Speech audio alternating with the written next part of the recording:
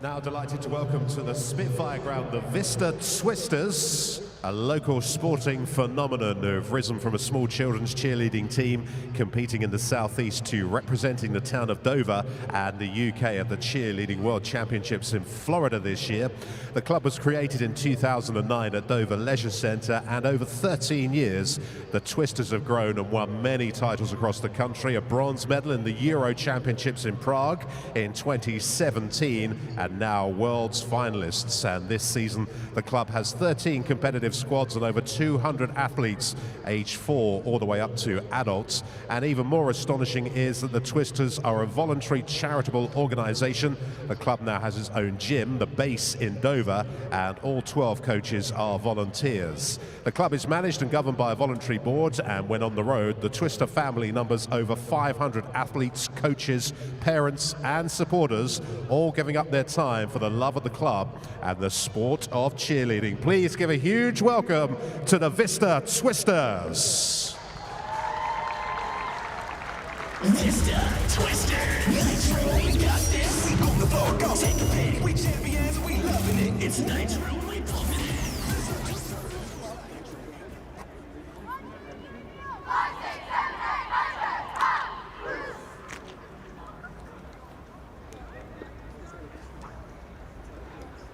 Vista Twisters. Nitro, we got this. We on the floor, go take a pick. We champions, we loving it. It's Nitro, we pumping it.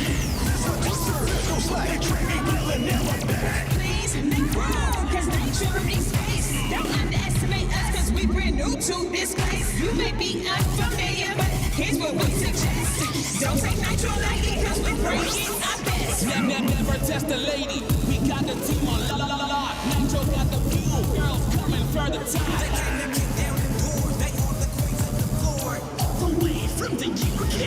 We've got a lot to say. Vista Twisters, you can never miss us when we work, we glisten, cause we're so fabulous.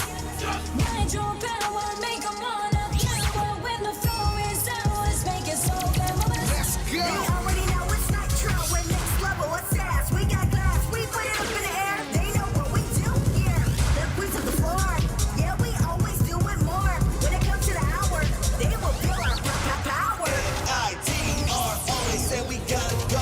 Only place we tryna end up is at the top, go. Next level skill. Nitro got the flame. Girl powers in the room, hear the speakers as we shake the room. Nitro, work hard to beat your rival. We rise together, we stay forever. Once together, just grow it ever. Queens of the floor, divas on the stage. We compete Nitro, cause we take the stage. With power, we the queens of the chip floor. We take sassy up next level. Vista Twisters back for more. Show you moves to show. You can step like there's no way. High octane Nitro. Keep the golden come to play. Blood, sweat, and tears, we've been leaking out our eyes and pores. Just to come out here and show you what we really do this for. Everything it takes to make it to the top, we got it. Nitro, full speed ahead, you'll never stop it.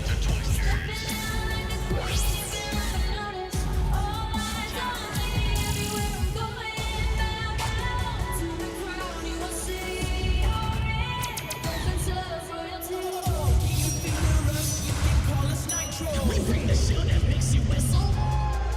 Nitro, Nitro, Nitro, Nitro,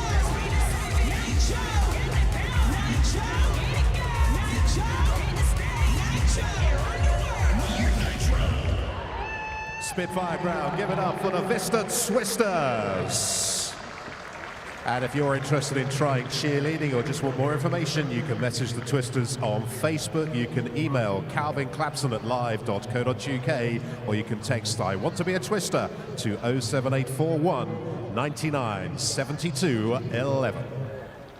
It's the Kent Spitfires against Gloucestershire at the Spitfire Ground this So welcome evening. along to There's live 10 coverage minutes to go. of this Vitality T20 Blast match between the Kent Spitfires and Gloucestershire. 10 minutes to go, thanks to our partners Barrett's for their loyal support over the years. That is the Spitfire Ground. And that was Nitro, the dancers who were performing that wonderful routine. Acrobats, somersaults, very much in the locker of the man alongside me. We are joined tonight, making his debut on the stream commentary, by a man for whom a backflip is just like getting out of bed in the morning. Harry Harry Podmore is with us. There he is. Podders, good to have you here. What did you make of that routine? Yeah, unbelievable. I think, unbelievable. Backflips are not really my forte, but bless them, they've done really well, and I wish them all the best. Yeah, it was good. Yeah, impressive. So that is Podders. He is not 100% fit at the moment. We'll get into that a little bit later, no doubt. But that is Mersham Cricket Club juniors who are about to form the Guard of Honour, just being aligned at the moment. They all look a bit close together for the players to walk through, but they'll get put in position. Lovely evening here at the Spitfire Ground. Still in excess of 20 degrees. We've got a decent crowd in, despite the fact it's a Tuesday night and there's a rail strike and that the Spitfires in truth haven't gone that well. But what's it like to play here in front of the loyal Spitfire crowd and the ground looking a picture like this?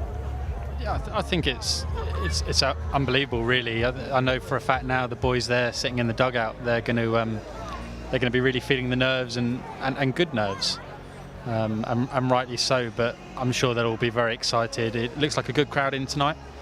And hopefully they get a few beers down them and get a bit more rowdy. Yeah, hasn't been a lot to cheer about for the Spitfires fans in this competition. I've got Jordan Cox peering over the boundary. The camera can probably locate him. He might just be. We're in that white tent and Jordan is leaning over. Just let him know we're live on the stream. We're live on the stream, but he's about to go out there and work his magic. Hopefully he throws himself around a bit today because he's been a bit slow in that lately.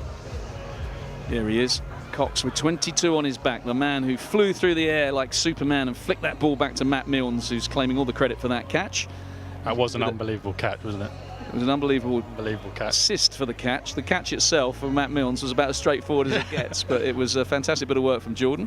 So I don't know if he wants to contribute a commentary. Do you want to say anything to the people at home? We're going to go and have a chat with Jordan Cox. Here we go. Tell us what's going to happen tonight. Hopefully we get a lovely, lovely win. That's the goal. All right, mate. Go well tonight. So yeah, there's Jordan Cox. There you go. An added bonus. Yeah.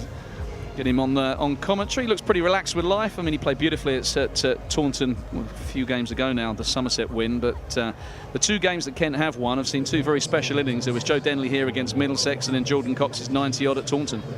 Yeah, I think Joe, I was really happy for. I think himself, he wasn't too happy with the way he'd been performing. He's a class player.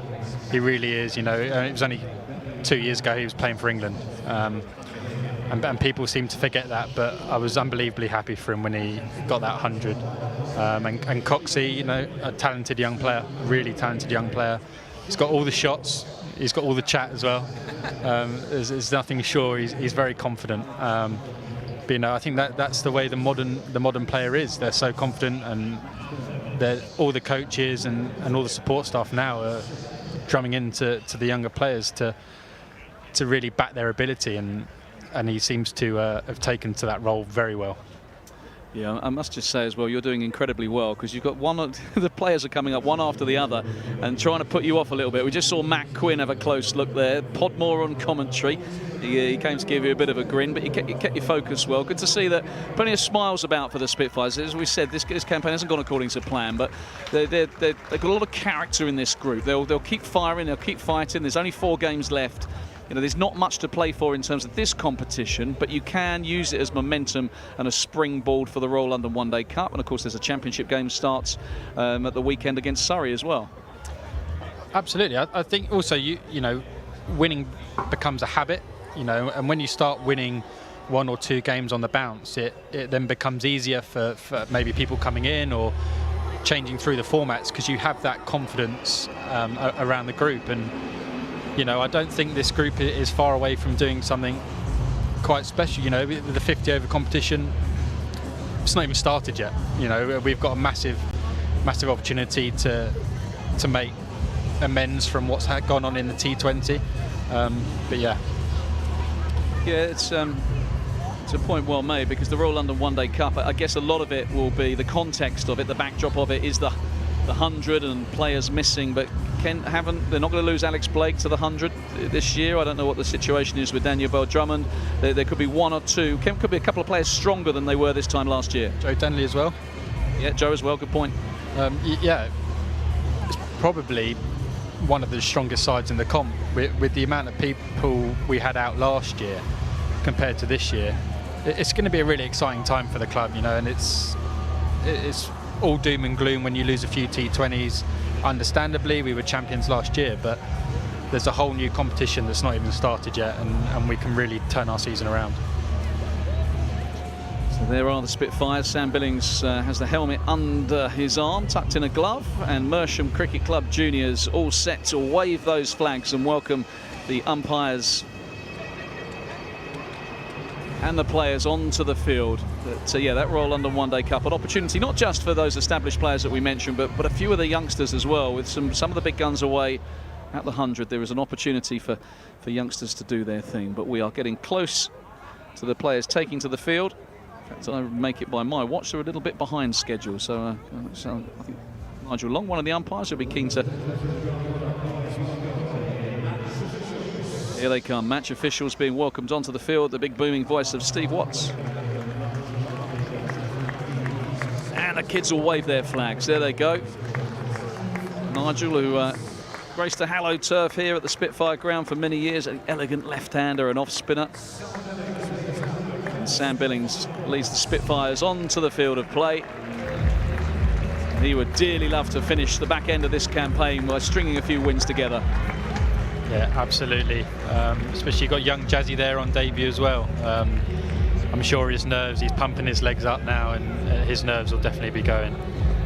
Yeah, it's a good. Let's just bring you up to date with the team news. No Zach Crawley, of course, he's gone back to England for the Test match. Gives Tawanda Mayeye an opportunity at the top of the order, and no George Linder. So we're not sure if that is a tactical switch. More than likely, with one eye on that championship game at the Oval, just resting one of the overseas players. So Jazz Singh comes in on debut. So it'll be fascinating to see how he goes. Not much to play for, but it's a big night for him in front of a 3,500 strong crowd. Seeing who's opening the batting for Gloucestershire. It's Miles Hammond and Chris Dent. So strong couple of lefties for Kent to do battle with first up. Yeah, exactly. I think that's exactly why Jack's opening the bowling. You know, your left-handed batters, right armour, hopefully turning the ball away from the bat a little easier for a bowler, right-handed off-spinner, to bowl it to left-handers. Yeah, that's the modern way, isn't it? The ball turning away from the bat, and the opportunity for Jack Leaning to get on. We might see a bit of Joe Denley tonight as well, with no George Linder. It's obviously, Kent have got lots of spin bowling options, and Joe hasn't featured much in this campaign. I think he's just bowled 6 balls, but here is Jack Leaning. So they kick things off. He's bowling to Miles Hammond, who reverses straight away, goes up and over, and that is a decent start for Gloucestershire. It's going to beat Grant Stewart to the fence. So all very well turning the ball away from the bat, but then you just turn around and whack it like a right-hander. Switch hit, reverse sweep, call it what you like. Yeah, he's made me look a bit silly there. But no, I hope we do see Joe bowl, actually.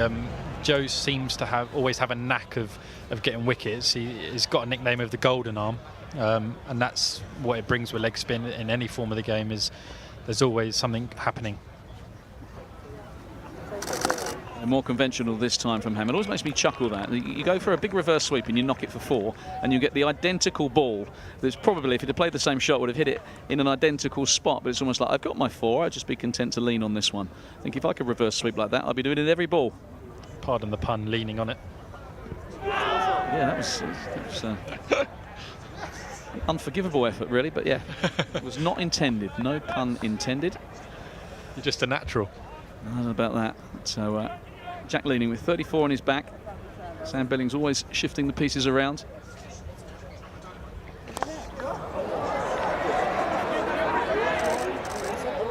He's gone. So that is the first wicket. Miles Hammond trying to launch Jack Leaning out of the ground, and Tawanda Mayeye is in on the act. Simple catch, but he would have been feeling that. The nerves would have been there as that ball was coming down to him. First time he touches the ball tonight, but big wicket early. Leaning's got his man, and Hammond's got to go. 4 for 1 in the first.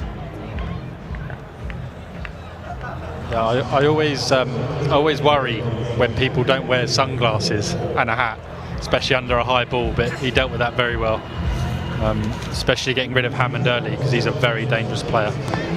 Yeah, went for the slog sweep, didn't he? Short boundary to the Lime Tree Cafe side of the ground. But Tawanda Mieye, you're right, no cap, no glasses, but I guess it's personal preference.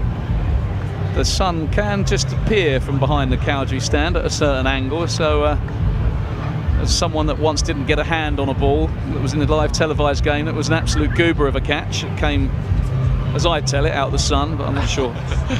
Probably could use that as an excuse. But anyway, good start for the Spitfires. The dangerous Hammond has gone. Ian Cobain, a new batsman. So a bit of right-left combination at the crease for Gloucestershire.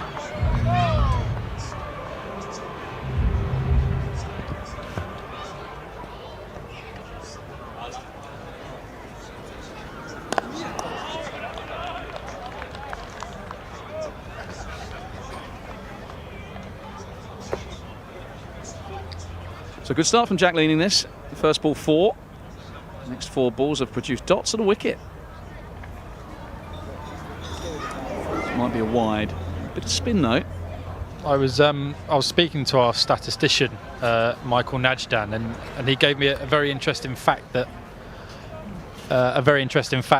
Kent are actually the second most economical in the bowling power play. Okay, that is a good stat because it would belie their kind of league table position as Chris Dent just turns that into the leg side. It says Ian Cobain, but that was Dent on strike. It's a little single, and he is away. So decent first over from the Spitfires. Wicket taken. Gloucestershire 7 for 1. So that scoreboard on the bottom of your screen has got to catch up. 1 or 2 gremlins in there, I think, because of the wide and the fact they ran the wide is what's confused the technology. But yeah, so cheapest, second, you say second best in the power play out of the 18 counties. Second best economically in the opening power play, bowling wise. Yeah, and that's testament to the quality of the likes of Matt Mills, Freddie Klassen, who often bowls in the power play, and the rest. And I guess also perhaps suggests that when teams, a bit like the game at Lords, they weren't having to chase too many Middlesex, so you can be a bit more circumspect. So that may also be a factor. Kent not flying with the bat this year, so perhaps teams haven't had to fly back at them, albeit Hampshire went at a decent clip the other night. But it's still, you know, credit to the bowlers, and credit to Sam Billings for controlling that early power play.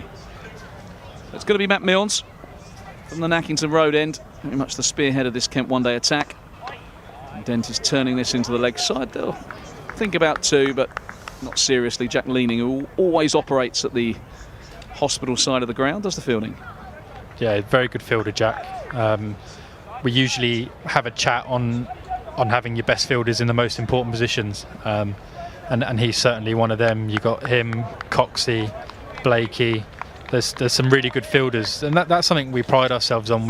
Every year we always have a chat about, you know, batting and bowling you can work on, but fielding, we try to be the best fielding team in the country, and especially in the one-day format of the game, it's more important.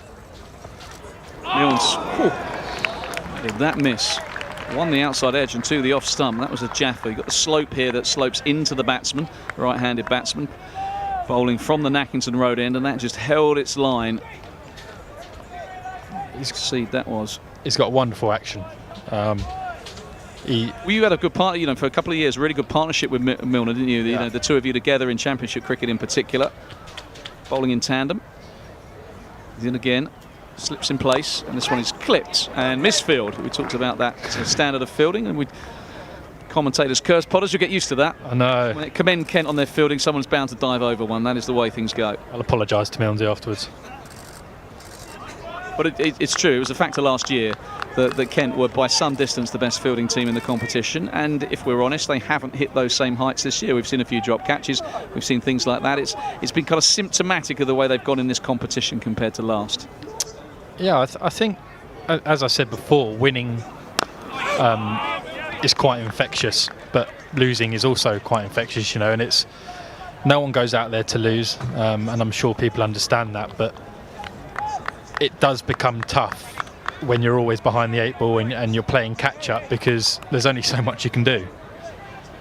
Well, it comes down to form as well, doesn't it? I mean, if you look at the way Daniel Bell-Drummond has gone in the last 2 or 3 years in T20 cricket, he just hasn't hit his straps this time around. You don't become a bad player overnight, but you can go in and out of form, as this one is defended. And another missed field, this time wrong-footed at extra cover, and Case Ahmed's got to fly after it. The little fella's quick, but come back for a couple of runs. So another gift in the field. But yeah, if you take Daniel as an example, Sam Billings, who we've seen what he's done on the international stage. He's got one-day international hundreds. He's been all around the world playing T20 cricket. And yet I saw him the other day at Lord's, and he just couldn't get his timing. He just wasn't. He's just not in the nick that you'd expect Sam Billings to be in, and that has a knock-on effect.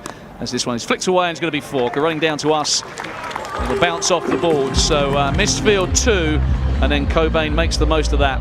Turns that away for 4. And after a couple of overs, Gloucestershire 16 for 1. Yeah, I think with Bilbo, you know, he's always been so close in and around to that England setup, and I do feel for him a little bit, because I know he's carried drinks a lot, and you sort of tend to come out of that. You know, you're hitting the ball well, but you're carrying drinks, and because you're so close to playing for England, you can almost go the other way. And I'm over the IPL, I think he was a little bit ill whilst he was out there. He played a couple of games and then couldn't play for a few. You know, and the games come so thick and fast that you don't really have a chance to miss out. Leaning is in. This one is being lofted, and a nice looking shot from Chris Dent. Just plugged a little bit, so it won't go for 4. Case Ahmed, as we've already said, is quick. Just a couple of runs. It was nothing more than a chip shot. You kind of knocked down 9-iron over a wide mid-on. A couple of runs. Normally runs away down the slope here at Canterbury. That one just gripped like a Rory McIlroy wedge. This one's not going to grip. It's been struck nicely. One bounce and over the rope. So good batting from Chris Dent. He's a dangerous customer. 2 followed by a boundary. Yeah, I think Dent goes under the radar quite a lot, actually. I think whenever I've played against him, he always seems to be quite a, you know, he knows his game, and he always seems to score runs, you know, and he's a bit of an unsung hero for Gloucester in a way. Yeah, former championship captain as well, Chris Dent. Beard experience campaign. It's just simplicity of method, wasn't it? Didn't try anything too extravagant, just picked the bat up, swung through the line, nice and straight. And just, I thought there was going to be a fielding change, but Alex Blake is going to stay at long off, generally to the left-handed batter. An off spinner will have a long off back, try and spin it, and that shot can skew to mid-off. This is a better length. He's chipped it in the gap. It didn't quite carry to Milnes. A good response from Jack Leaney. A bit slower, held his length back, and Dent nearly obliged.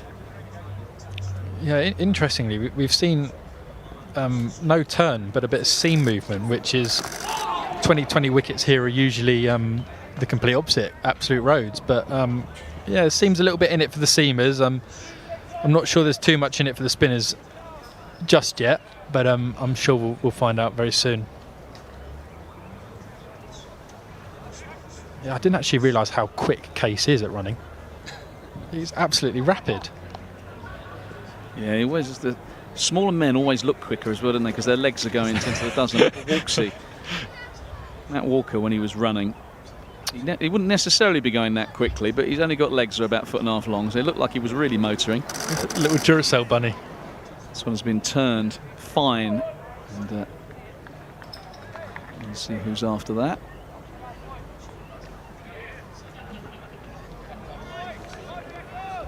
It was Jas Singh, I think. It's the only number I don't recognise, so I'm guessing.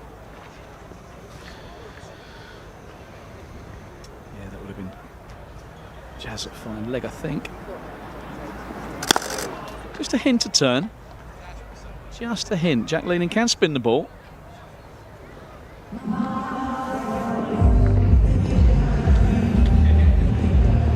So 3 gone, 26 for 1. Gloucestershire, having been asked to bat first by Sam Billings, who won yet another toss. I've often thought when he's won quite a lot of tosses, he's not ever been quite sure what to do. You know, we win. Usually the format has been win and bat first, but when you're losing games, you're kind of searching, aren't you? Do we bat first? Do we stick him in? And he's fluctuated in his method. Which suggests Kent's searching a little bit. It suggests as well they might not quite know how the surface is going to play. Change bowling, Matt Quinn, with that very rude moustache. 64 on his back. Moustache.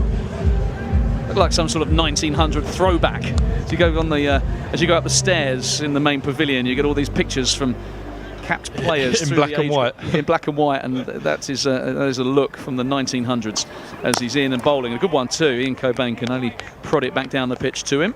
He's quite a canny operator, Quinny. He's a massive thinker of the game, and he always does his research, and he's quite a simple bloke in a way as well, in the nicest way possible, but he knows what he needs to do, and he never really strays too far to do that. But his T20 record's pretty good. Bowling now to Cobain, back of a length, and he's going to get a dot, fielded. A little bit of a fumble, but good enough at mid-off. Yeah, I mean, sometimes you can overcomplicate the game, can't you? If you run in and thump it into a good length with decent pace and hit the splice of the bat, that's what a lot of counties are doing this year. They're not, not overdoing the slower balls and the block hole, because if you get that wrong, you can go the distance. Sometimes good old-fashioned back of a length hard. Quinn's tall man, and there he is again. Just turning to the leg side, sharp single. To get home comfortably. Yeah, just so going back to that stat about the bowling power play, Naj also let me know that it was Quinny and Fred Clarkson who have been the most economical bowlers for Kent. Okay, well, no Fred Clarkson tonight. I guess he's gone to the one-day series, isn't he, with the Netherlands? Is that correct? He's joined up. He was always going to make game 3, as I understood it, but games 1 and 2, his priority was Kent. But I guess with the Spitfires having probably, I haven't done the maths, but probably bowed out. It's down the wicket. Crikey, Riley, what a shot that was from Chris Dent. And I just, for a moment, thought Matt Quinn was in a bit of trouble there. It was like he was ducking for cover, and you do get the sun in your eyes, don't you, when you're coming in from the Nackington Road end. We watched the replay of this one. I think that could have cleaned Quinn up if he'd not been careful. Oh my word. Did you see that happen to Luke Fletcher? Yeah, well, the Luke Fletcher one, it was hit by Sam Hain, I think, and it hit Fletch on the forehead or top of the head, and it went up a long way. And I never saw what happened to the ball, because it should have been caught, because it went up quite a long way. Yeah. But that was game stopped for quite a while. But Fletch didn't play again for the rest of that season, but thankfully he's okay. Another strong-looking shot from Dent, who looks in decent touch.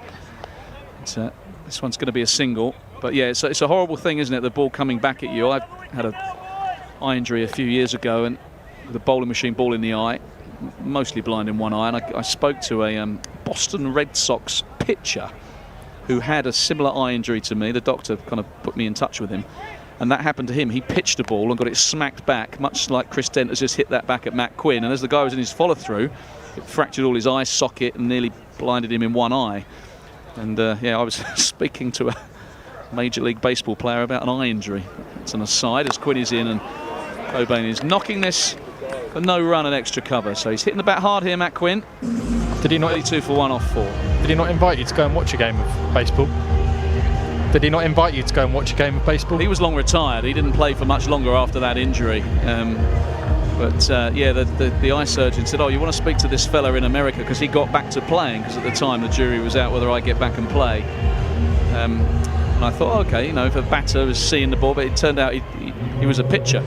So, you think with an eye injury you could probably be okay as a pitcher. You've only got to throw the thing, but I think, to be fair, it's a bit more complicated than that. And he didn't play for much longer after that, so I was lucky to get a few years after mine.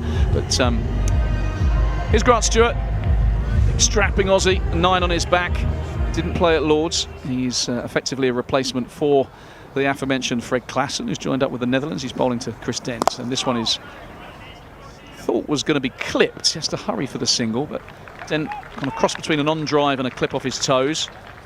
Probably could have closed the bat face on it and whipped it over mid-wicket, but chose not to. It's the single. He is a big strapping lad, isn't he? Look at him, the Italian stallion. Yes, Italian heritage, isn't he? That's who he plays for, isn't it, in the international game? He does indeed. Wouldn't look out of place on Love Island, would he? Wouldn't, or would yourself, Potters, to be honest. I think with that knee injury, which we'll get to in just a minute, you could have girlfriend might have something to say about that, of course. It's a nice-looking shot, and I don't know if it was a chance or whether it was hit into the floor, but Grant Stewart got a big left mitt on it and stopped runs. Yeah, I'm not sure, knowing Grant's character, Love Island isn't really for him. He's a very quiet, reserved human, but just a big teddy bear as well. And I'm not sure Love Island is really for him or me. I'm taken now. No, I just meant purely from an aesthetic. Kind of got a lot of lovely looking cricketers. Grant Stewart is amongst them, as are you yourself and Jack Leaning, as I often talk about Jack being beautifully coiffed. What a shot that is from Cobain. Just a flick of the wrists, really. Got the ball straight. And it is fielded by Cox at mid-off. They scurry through for a single. So Kent hitting back of a length. Gloucestershire hitting the ball on top of the bounce quite well. It's a decent surface, this. 34 for 1 off 4.5.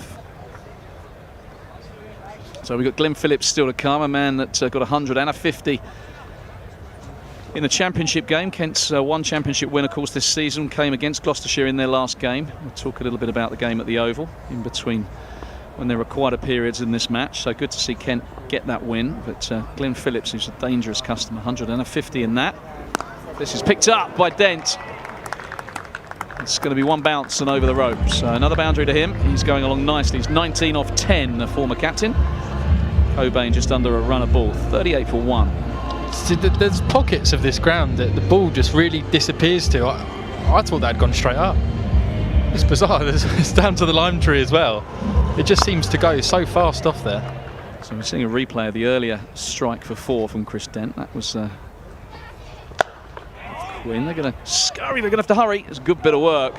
That's Matt Mill, Joe Denley, extra cover, who's in his mid-30s, Joe, but he's still pretty lively around the place. Had elbow surgery in the winter, but his arm looks like it's almost back to full power. He'd probably have one of the best arms in the team, wouldn't he? And he certainly at Lord's, I saw him hurl a couple in. Looks like he's getting it back there. Yeah, he seems to take some really good catches and throw some unbelievable throws, only on TV. But then he's also dropped some absolute sitters on TV. Yeah, he has. That one off Kane Williamson in a test match springs to mind. That's another hell of a shot from Ian Cobain. Interesting how Gloucestershire are hitting the ball on the top of the bounce so straight, almost like a baseball shot. We mentioned the baseball game. That was very much a baseball bunt down the ground, but we see this on replay.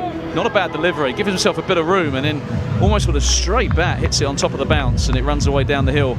And if Jordan Cox can't catch it, no one's catching it.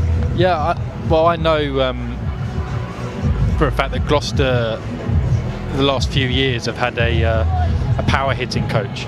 Julian Wood, his name is, and his, because he come and did a few sessions when I was at Middlesex also, and his theory is very baseball related, and it does show. You can see all the Gloucester batters with a strong base trying to hit the ball on top of the bounce with a straight bat. That will allow me to segue into a school performance that Julian Wood taught. But yeah, he did a session with him when I was doing an IPL game, and he came in to do a hitting session in the zone. Here is Matt Milnes, good Yorker, then digs it out. It's going to run out to a deep cover where Tawanda Mayeye will do the fielding, and there's a single. Yeah, so Julian Wood has really made a specialist power hitting coach, isn't he? And he's really made a niche. He's been all over the world with T20 franchises, timed his kind of niche coaching very well, because everyone wants more power. But yeah, interesting that he's worked with Gloucestershire. He's also, or has been, the pro, I believe, at Bradfield College. And that is where Canterbury Academy, in the last 8 of the national under-17 knockout, they've just beaten Bradfield College, going to the semi-final. That is breaking news, as down the leg side is Matt Milne, signalled a wide. So my sons, Joe Denley's nephew Jaden, and a lot of other very talented young cricketers playing for Canterbury Academy, and they beat Beeds, it's Alan Wells' school. They beat Epsom College, and they have now beaten Bradfield College. So 3 top cricketing public schools have been taken down by the comprehensive that is Canterbury Academy. So well played to them. Well done to Phil Relf, the coach, as Ian Cobain thinks about a single, and then as Case Ahmed, as we've already said, is very quick, flies into the attack the ball, and he prevents the single. It's always nice when a comprehensive school beats a posh private school.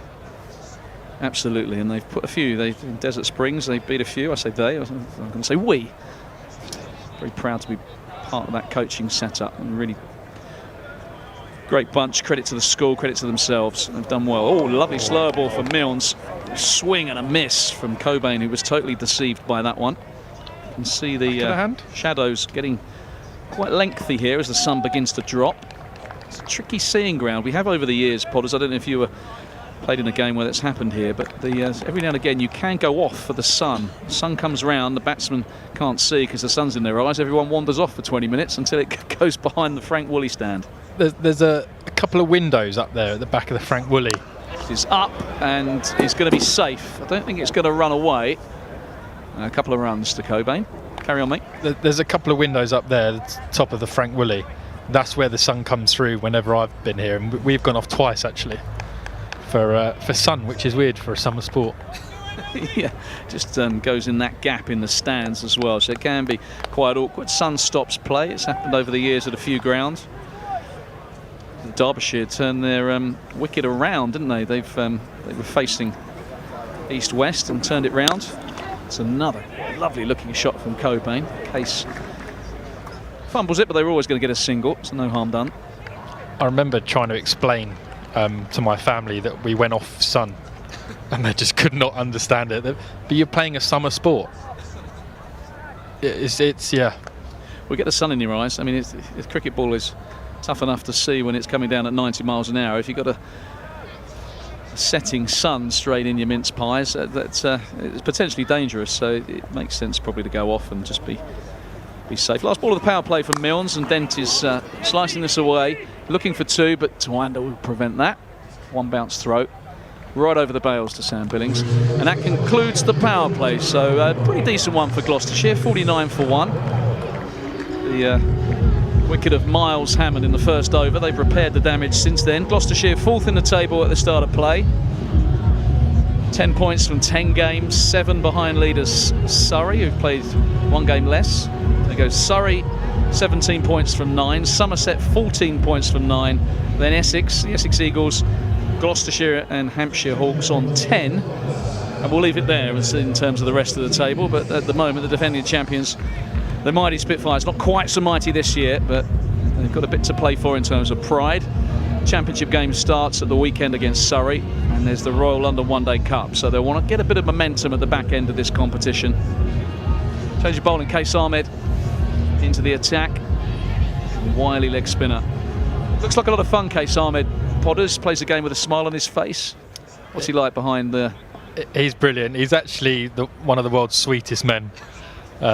He's so polite, so helpful, and he, a lot of people wouldn't know, but he's worked so hard to learn English, and he came back this year, and it's amazing. Credit to him, really, because he's come to a different country and had to learn, and he's learned so fast. Yeah, absolutely. I think anyone who learns a second language, overseas players, credit to them. And seeing people coming over, aren't we? Refugees from Afghanistan as well, and what's happening, the terrible events out in Ukraine. And I've got to know a couple of Ukrainians who've come over, and they're trying to start a life again over here, sometimes with young families, not speaking any English, and they're doing English classes because they want to get up to speed as quickly as possible, try and get their lives back on some sort of track. But Case is shy at the stumps, and diving was Chris Dent to make sure he got back. That was sharp work. That was Tawanda, was it? A backward point? Yep. Looking lively. Shielding his eyes. There's the sun in his eyes, but good bit of work. He's got no hat or sunglasses. Well, you did say that, Harry Podmore. He was making his commentary debut and has come up with a couple of nice nuggets already in terms of statistics, but I think his most telling contribution is kind of a senior pro telling a youngster to put his cap and sunglasses on when it's sunny. I'll tell you what, if he dropped one and I was bowling, I wouldn't be very happy. Well, luckily he took the chance that came his way. That ended Miles Hammond's stay. Case has started well here. Just 1 run from his 4 deliveries, and quite a few teams have just looked to play him out. This time Cobain's down the wicket. He's gone over extra, but well fielded. Oh, and just Jordan Cox got that away. He was sliding towards the rope, and had he touched the rope, it would have been 4. There's no DRS, no third camera, albeit our stream cameras did pick that up, but it was just about an inch away, I reckon, from the rope. He did well. He did very well there.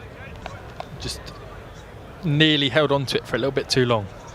But he got the ball back in nice and sharp. A couple of runs to Cobain, and he finishes with a dot, Case Ahmed, so decent start for him. He's one of the most economical bowlers in this year's Vitality Blast, and just starts by conceding 3, so decent over. And this is the time that Sam Billings likes to turn to his spinners. George Linder, Case Ahmed operating in tandem. No Linder this evening. It'll be interesting to see whether Joe Denley gets a go. It's the man on debut with ball in hand. Yeah, it's going to be Jazz Singh. So fascinating to see how he goes. I saw him at Lord's the other day because I was doing a little bit of work at the home of cricket. And a tall man, I didn't realise quite how tall he was. He's got a big kind of coat hanger shoulders on him and kind of got that fast bowler's physique, a bit like yourself, kind of tall, lean. Not carrying any weight. Thing anyone's ever said to me. Not carrying any weight, you boys. Angular. You go. Is he made to look taller because Case Ahmed just ran past him? So he's not 7'6", but anyway, he's in for his first ball in T20 cricket. Is Jazz Singh, tall man, bangs it in. Good pace as well. Oh, it's actually not his best delivery because it starts with a no ball. I was quite pleased with the fact he deceived Chris Dent, but he's overstepped. So perhaps a bit of nerves. Was it a flat one? I thought that was a bouncer. So my eyes deceiving me. So maybe just slipped out, maybe a touch nervous. He needs to just slow it down a bit, I reckon. He's hurrying in. Free hit the call. He's been slapped. That has gone many a mile. So not the start that Jazz Singh would have hoped for. Flat one. And then deposited over mid-wicket for 6. Welcome to T20 cricket, Jazz Singh. Let's hope he can bounce back from it. I mean, it's not the most inviting place to be right now. You know, as a bowler, any experienced bowler will tell you they've all been there.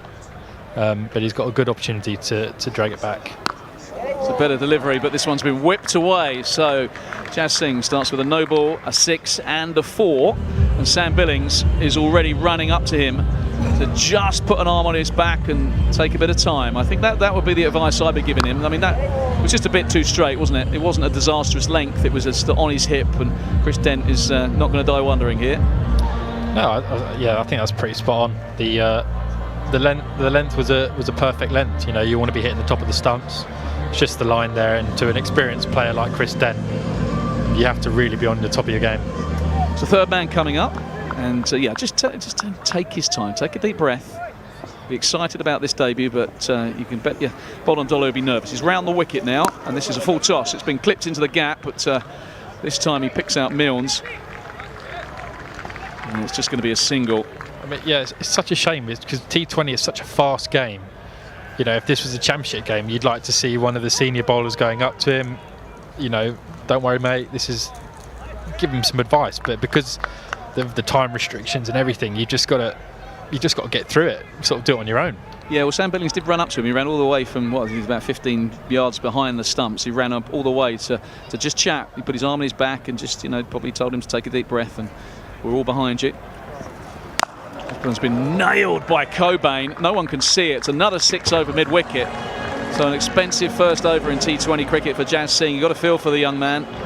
Just his head slightly bowed as he goes back to his mark. He's now got mid-off coming across to give him a little bit of advice. That's Joe Denley. So it's good to have experienced men out there. You've got Sam Billings and Joe Denley with all those international caps between them, and I think this could be Joe Denley's 150th T20 game as well. So you've seen it all before. This one has been on his pace, and this has been slapped over square leg as well. So another 6. And so this over goes from bad to worse.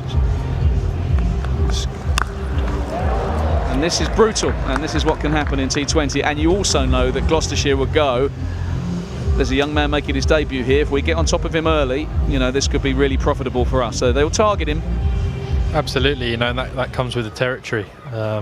He's just got to try and find a way here to finish out this over.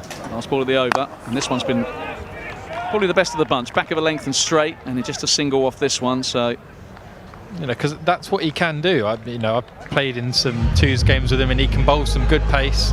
Usually the aggressor of the attack round the wicket, short pitch bowling, and when he hits the pitch and it clicks, he can bowl a pretty heavy ball. And we saw when he's on his few appearances for Kent, but he just doesn't quite know where to look or what to do at the moment. He's bowled his first over in T20 cricket. He's gone for 26.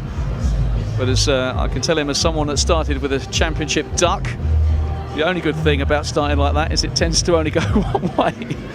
Of course, I could have got a pair, and he might go for 30 in his next over, but I kind of think probably he won't. And hopefully that's as bad as it gets. And T20 cricket will get easier. Here's Case Ahmed.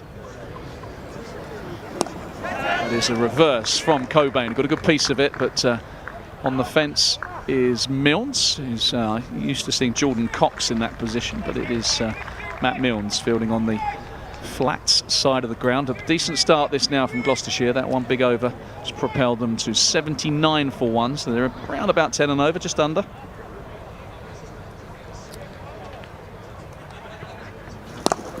Wow, that is going to be a maximum. Chris Dent is in some sort of form. Talked about one or two of the Kent batters not quite having hit their straps, but Chris Dent flying this evening. I think in championship cricket he can be quite technically correct, kind of a real conventional opening batter, but this is the modern game, people. He's striking at 200. Yeah, he's such a dangerous player. I mean, 200 in T20 format is an unbelievable strike rate, and he doesn't seem to be taking his foot off the gas either. No, Case Ahmed coming in for some treatment now. You don't see that too often. It's left alone outside off stump. Don't see too many. I suppose when you strike at 200, you could let the odd one go past. Maybe that took a bit out of him, that big heave over the leg side. It just He's definitely a smart batter there, because I would have gone for the next one. Yeah, exactly. Oh, playing a miss. Try to dab that one, late cut it, back cut it, and Sam Billings, I think he might have snicked that into his gloves. Just a reminder to you listening on the stream and watching us, more than, well, approaching 5,000 of you. Great to have you with us. Whether you are a Gloucestershire fan or Spitfire fan, we'd like you to interact. This is gone. This could be out. This could be trouble for Chris Dent. Alex Blake's underneath it. He doesn't drop those. Down in front of us here, and Case has his man. And a mighty impressive innings from Chris Dent comes to an end. You don't hit Case Ahmed for 6 and get away with it, and he's holed out AJ Blake. With those big bucket hands, gobbles him up. Blake has gone for 40 off 23 balls rather. Strike rate of 173. 4 4s, 2 6s. Gloucestershire 85 for 2. I think Case has showed his experience there. You know, I do feel for him a little bit, being in the Afghanistan setup. Yeah, he just threw it a bit wider, didn't he? Might have even been the wrong one, turning away from the left-hander. But definitely Dent had to fetch that one from wider than the one he hit for 6. It brings the dangerous Glenn Phillips to the crease, who got an unbeaten 50 in the reverse fixture at Bristol and took a liking to this ground in the championship with 100 and a 50. So he's in good touch. He's a man who likes to put back to ball. He's one of many Kiwis who ply their trade on the T20 circuit and all around the world. He's a dangerous customer. But just going back to what I was saying about the stream, hashtag Super Kent. You can get in touch with us. Let us know where you're watching from. Let us know of what you've made of Kent's title defence. Be kind. But, any thoughts on Surrey, the old enemy, coming up at the weekend in the championship? Oh, it'd be nice to beat them, wouldn't it? Oh, it'd be lovely to beat them. Always something special about beating Surrey, especially at the Oval. I've done it once or twice. So it'd be lovely to do it and go back-to-back in the Champo. His Case. Phillips is punching this off the back foot. Just going to be the single to Jordan Cox, who's in front of the Cowdrey stand, which is not his usual spot to field. And successful over. 9 gone, 86 for 2. Big wicket.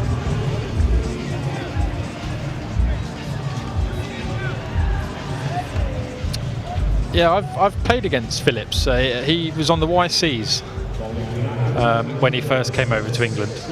YCs being the young cricketers, what, the MCC YCs? The MCC YCs, yeah, on the ground staff there, and he was likened to the next Brendan McCullum at this point. There is a bit of McCullum about the way he goes about it. Short, stocky man, keeper as well, of course. Gives it a mighty whack. He certainly doesn't leave anything out there.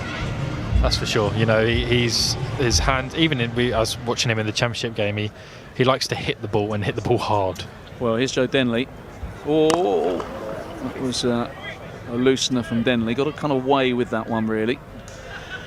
Perhaps because Phillips is just new to the crease. Joe just overshot the runway a little bit there. Got the old full bunger in. And I think if Phillips was in, it might have been disappearing. But if there's ever a time to bowl it, it was then. It was better. That was the length. And he's just going to get the single here. Kent have this traditional T20 field where fine leg is on the one, and then you've got 3 boundary riders right back. And the offside field is closer in. Extra cover, 2 men behind square on the offside to stop the reverse sweep, hopefully. It does mean that kind of shot will always get runs, and they will think about 2. They're going to come back for 2. Cobain sharp, and that's the danger with this field. But when you're at deep mid-wicket at long on, it's whether you stay right on the rope, whether you come in 10 yards and risk the one over your head. Try and read the shot, don't you? If he gets nudged in there, you'll see them come flying in to try and prevent 2. And I think that differentiates the best fielders from the average fielders is just the anticipation. Is second to, I mean, Heino Kuhn, who used to play here, if you watch his anticipation, it was unbelievable. I just could not understand how he did it. Look at a single here, Jas Singh fields and throws it in straight over the bails to Sam Billings. He'll be feeling a bit better having got that throw away. His 1 over costing 26, which has prompted this bowling change. Joe Denley with 2 right-handers now, making the earlier point of turning the ball away. This one's dropped a little shorter, thumped off the back foot. They'll think about 2 again here, but they won't get it. All these Kent fielders have strong arms. And that is Cox, who's going from long on to long on. You made the point earlier, Harry, about having your best fielders in the best positions. He's arguably the best on the circuit anywhere. And he's doing that crucial long on position as Phillips leans into a, say, cover drive. It was more of a push, just a single, and a decent start from Joe Denley, conceding just 7 from his first over. Would you have done many games when Coxey was first started? Say that again. Would you have done many games when Coxey first started? No, I haven't seen a lot of Coxey. I mean, I was commentating for radio when he got his double 100 in the championship. Amazing partnership with Jack Leaning, 430 or whatever it was, 420 odd. Sublime innings from both. No crowd to see it, of course, because it was Bob Willis Trophy days and COVID was just coming out of lockdown, weren't we? So no crowds. But I saw him a couple of times in the indoor school, Jordan Cox. Decent delivery that, just patted back by Phillips from Case Ahmed. So I like the kind of cut of his jib, the way he was shaping up, Wooksy was throwing at him, and I thought, cool, he looks like he's well organised, liked his technique, love the way he plays, even a forward defensive. You know, he's really solid behind it, but he's got the world at his feet. And he's worked unbelievably hard in the gym. I think when he first started, you literally looked like you could blow him over in the wind. But he's worked ridiculously hard. Says the prop forward. Greek goddess, actually. It was a bullet throw. I go to the gym from time to time. Yeah, it's interesting, isn't it, with these slight fellas? And I speak as someone that was skinny in my time. There's a potbelly trying to get out of a skilly physique now. But some of these guys, when you look at Josh Butler and how hard he hits the ball, you know, he's not a unit. He's not built like Aaron Finch, is he? And you see, I mean, Johnny Bairstow's a solidly built guy. Looks like a rugby player. I know Johnny's played quite a decent standard of rugby over the years. It's a single is picked up here into the offside. But you know, you don't have to be built like the proverbial to hit the ball a long way. No, you don't. And do you know, I think if you look at a lot of the best players in the world have always played another sport to a very high standard. So like Joss was an unbelievable hockey player. And you can see that in the way he hits the cricket ball. He's got that fast bottom hand coming through. Exactly. I mean, some of the shots he plays, you just think you shouldn't be allowed to do that. Glenn Phillips is a slightly different physique. He is in that kind of McCullum, almost like a powerful scrum half in the modern game, probably an old school kind of hooker. She's got some shoulders on him and low to the ground. He drinks protein shakes, doesn't he? Yeah, he could bench press a bit. First sweep and a big shout, but I think he's just outside the line. So seeing Cobain on strike. Phillips has 23 on his back, but another decent effort from Case Ahmed. 1 for 14 from his 3. So just getting a bit of a grip on this Gloucestershire run rate. That one expensive over from Jazz Singh, but Denley and Case reeling things back in. Just approaching 6,000 of you watching on the stream. Good to have you with us. Remember the hashtag SuperKent. I've got Becca Smith alongside me. She'll soon check out if you've been tweeting in. Let us know where you're watching from. I forgot the bowling figures. Matt Quinn, who is to return. So just the one over from Denley. I think he's only bowled 12 balls in this year's competition now. He's doubled his supply. Jill Rowland says, watching from home, love the live stream, not the campaign the team would have wanted so far. They always fight and always regroup and go again. Proud to be a supporter. That's a lovely message, and it'll mean a lot to the lads, Jill. Thank you very much. Appeal for LBW, but Nick to it. Just on that, Harry, as a player, when you do see the messages of support, because social media these days, you know, there are people out there who are quite happy to give stick. How nice is it to get off the back of a difficult campaign? Someone saying something nice. Fair play to Jill. You can't believe it, but it's a very sweet message. No, look, I mean, I think I try not to look at social media too much. I think it gives people an opportunity to be cowards in a way. But you know, the nice messages definitely don't go unnoticed, and it's nice to have the support of people. And as I alluded to before, no one goes out there to lose a game. You know, we're all working ridiculously hard, and it's not gone our way for whatever reason.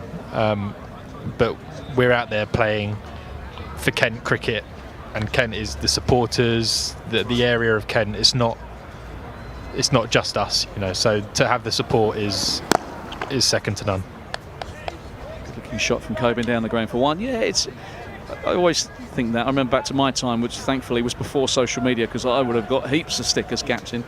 They used to shout it from the sidelines when I was up on the balcony, and every now and again tuck at something under my windscreen wipers, little note, some constructive advice. Sometimes not all that constructive. You sure that wasn't one of the lads? It might well have been. Why didn't you bowl me?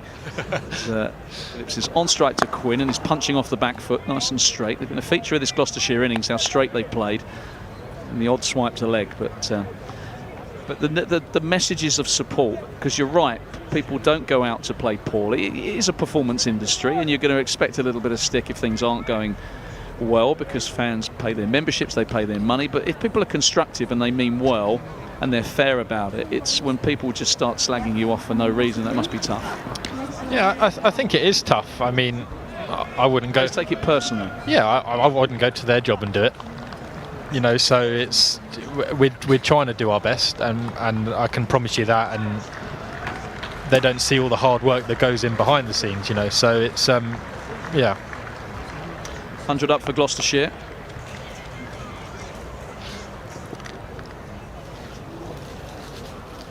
Wouldn't go to their work and do it. I like that. You're right, we wouldn't. No. Slapped through the offside and absolutely nailed by Glenn Phillips. Just a hint of what he's all about. It was short and wide from Matt Quinn, and it got the treatment from Phillips, who hasn't quite got into his stride, but he connected with that one all right. That's where a short, stocky man wants a delivery. I mean, speaking of walks, what he was like on the cut, you know, it's short and wide to walks was bread and butter, and it seems as though Phillips is exactly the same. And there was a slight yelp there from Quinny. He's very hard on himself, and he'll know that wasn't quite good enough. But it was a pretty decent over up till then. Yeah, shame when the last ball goes forwards and you talk about getting out of your over, closing your over out, all that kind of jargon. But change of ends for Joe Denley. See him bowl a lot at this end. Down the wicket is Ian Cobain, but got too close to it to unleash too much havoc. Almost turned it into a Yorker. Bunts it down the ground for a single. So Joe bowling his third over, I think it is, of this year's blast. Good to see him getting an outing, and hope George Linder's okay. We don't, a bit of a niggle, or maybe looking at Sunday perhaps. What do you think? I don't know. Very diplomatic. Down the ground goes Phillips. Alex Blake will cut this one off. One bounce forward, looking for that little bit of inside track. But no, but I actually honestly don't know. I haven't been in and around the dressing room. I wouldn't know what's gone on with them at the moment. So yeah. Yeah, well, hopefully we see him in action in the championship game, or maybe even on Friday, because of course there is another. That's a great shot. That is Ian Cobain at his belligerent best. He's moved pretty swiftly to 45 off 35 deliveries, straight down the ground. Michael Phillips went to Lords with my daughter for her first game Sunday. She is a fan for life. 30 years of loving Kent this season. Won't break that. All my heroes. Hashtag Super Kent. I'll tell you what, this is making me a bit emotional. I mean, I cry at the X Factor, so any more like this, if you can keep them coming, you might see what's known as Tabby tears. Because, yeah. One thing I will say is that he's got a lot to live up to now. If her first game was at Lords, it doesn't get much better than that. So, well, you say that, but imagine taking someone to Lords for the World Cup final for their first game. You know, Super Over World Cup final, and that game, that'll be tough to. Not every game of cricket is like that. Yeah, you dig your own hole there. Yeah, at least I suppose. If she is a fan for life, and I very much hope that is the case, she will probably see better Kent performances. I was there for that one. It was Kent were by no means at their best, and Middlesex probably neither. Yeah. This one is clipped, stroke, driven to Jordan Cox at long on. One bounce to Sam Billings. Gloucestershire going along nicely here, 113 for 2. We're just going to pose for a picture here. Comes Freddie. We're on comms. Can't talk and pose for a picture at the same time. That's harder than you think, that, isn't it? Yeah, it's called multitasking. We're blokes, we can't do that. I'm shocking. Yeah. Speaking of lovely messages, I just received a message from Graham Van Buren, who is a Gloucester player. Love your commentary, speaking so much sense. Keep up the good work. Is that what he really said? Genuinely. Why would you not believe? People are killing us with kindness tonight. So used to getting some stick. Well, thank you very much, Graham Van Buren. What a lovely man he is. He's a top bloke. He's one of life's nicer men. Nailed straight by Cobain. That's his 50. Coming off 38 balls, 4 4s, 2 6s. He really is a very dangerous white ball player. Fine player all round, and that is a top knock as Gloucestershire look to get into these knockout stages. They started the day 4th. They've made a good start here. 117 for 2. Cobain's an interesting one because for a number of years now, similar to like a Dent, goes completely under the radar. But he managed to get a go in the Big Bash this year, and he absolutely tore it up over there. And that was great to watch, you know, because for a number of years he's been such a consistent performer in the county game, and it's nice to see he's getting recognition overseas. Yeah, and I think this is the thing, isn't it, in these T20 competitions, and about the Blast. Every year you go into the Blast, you think back to Graham Napier right in the early days, an amazing 150, and then he's playing for the Mumbai Indians the following year. It's a shop window for these players.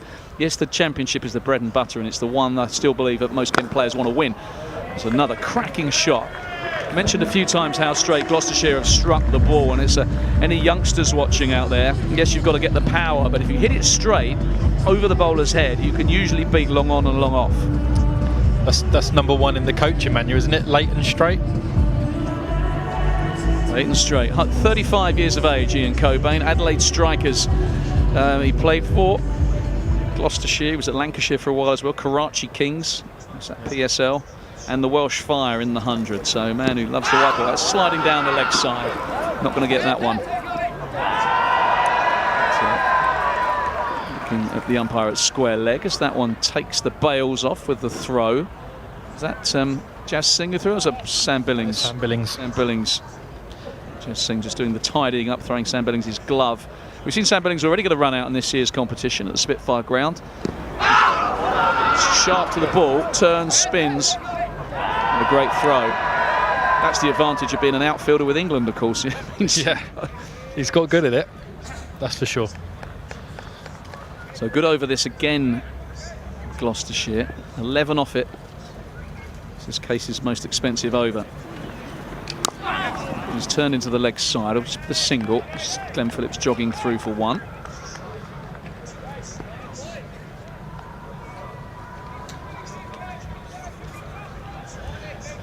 A reminder that although this campaign hasn't gone according to plan, tickets have sold pretty well. We've got a decent sized crowd in tonight. Friday night against the Sussex Sharks is approaching a sellout. So the ticket's going fast. If you want to come to that one, I think the forecast is decent. You see Case finishes set here, and they want 2 again. Case is after it himself. It's an amazing 2. Oh, and that has hit Phillips. God, Case Ahmed threw it himself. He slid round and threw it to him, and he finishes his 4 overs, 1 for 27. That over is most expensive by some distance, but it's still a fine performance. You'd take an economy rate of 6.8 any day of the week. Yeah, I think the economy rates, especially the way the game's going, I think you're doing well now to go under 8s or 9s, you know, and Case, like I said earlier, I feel a bit sorry for him, not had as much international cricket as he would have liked with Nabi, Majib and Rashid Khan, who is, you know, the #1 spinner in the world.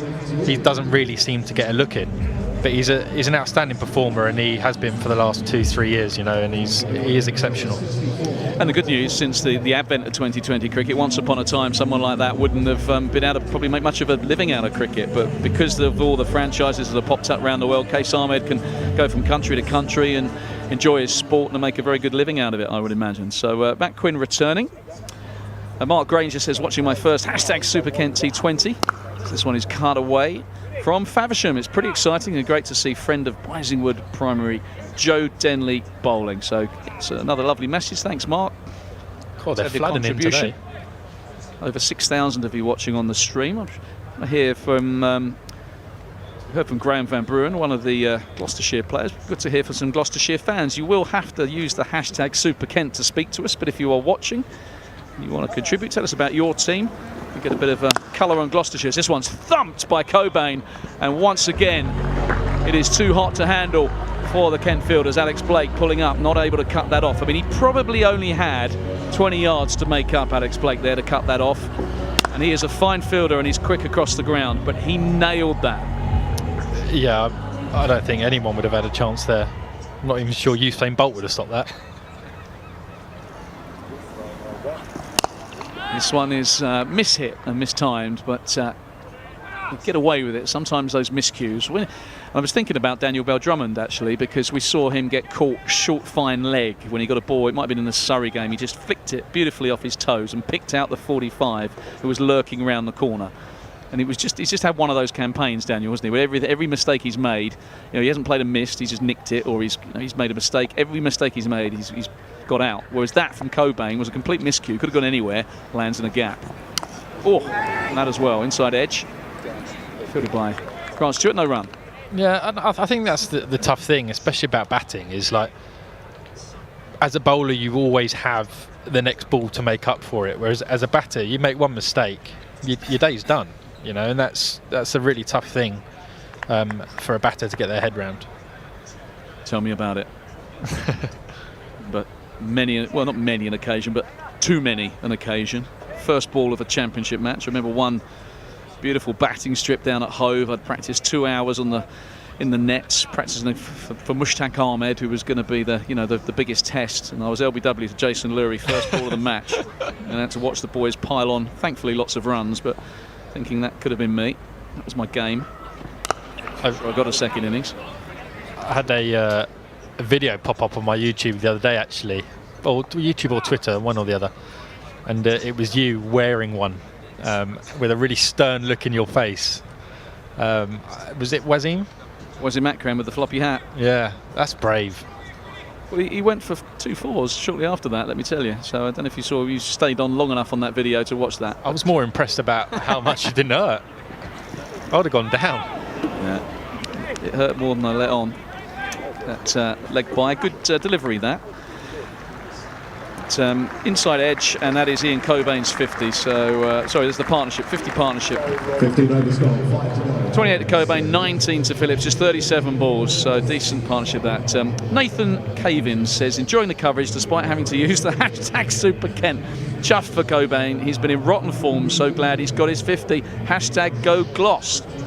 So we'll keep the #Super Kents coming in, thank you. But good to have you watching, thank you for your contribution. A lot of time for the Gloucestershire setup, well run off the pitch, real good family feel to it down there. Lucky enough to do their awards evenings for the last few years. Good bunch of players, great admin staff and good fan base as well. So 2 of my favourite counties on show at the moment.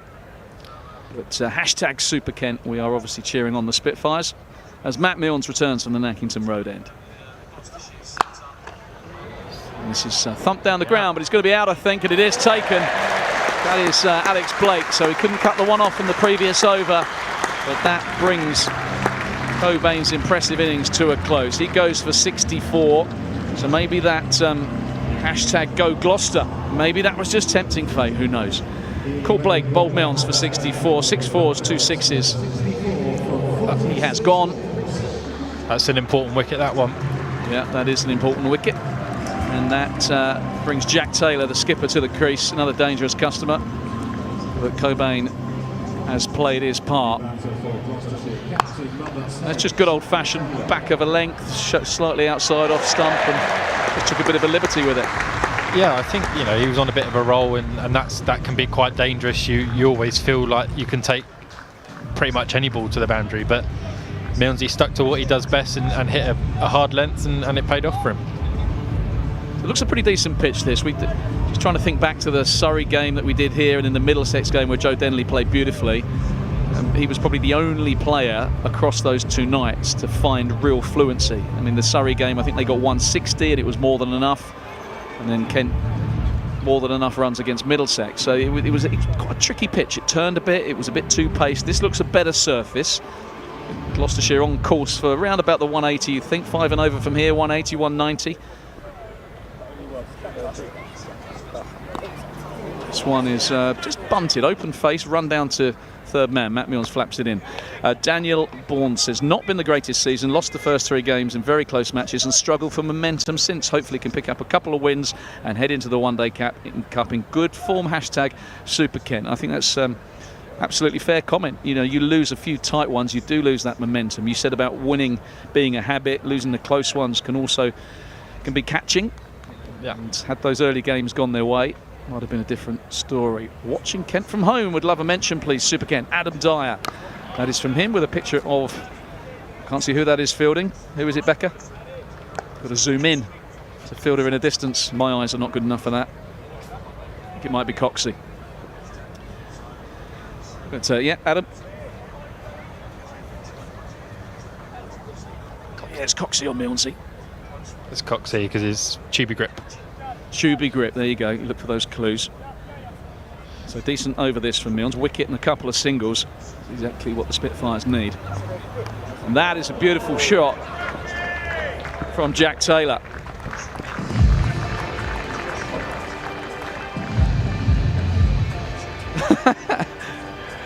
Sam Uden says, I'm just glad we've moved on from the fractured eye socket chat. Hashtag Super Ken. Yeah, probably a little bit too gory, apologies. What a shot that was from Jack Taylor.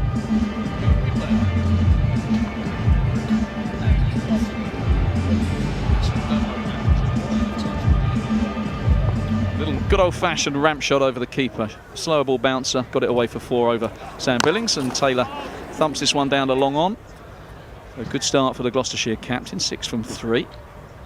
Early boundary, I always think so important in this format of the game. You come out, you nail one of your first few deliveries for 4, just gets you ahead. You always look at the runs scored per balls faced, and if you can get ahead of that early, it just takes a bit of pressure off. Nothing worse than coming out, and I did this very well, 2 off 8 in a T20 game, and then you're thinking, crikey, I'm under the pump here. Hit out, get out. Absolutely, people willing me out. Oh, nailed. Nailed that. Absolutely nailed. Glenn Phillips, strong man. Punchy pull shot straight into the crowd over mid-wicket, and that very good over for Milnes, just ruined somewhat with a 4 and 6. Tell you another exciting Gloucester player who finally got recognition on an international stage is Benny Howe, and I'm surprised he's not come out to bat yet with 5 overs left with when the last wicket fell. Played in the IPL.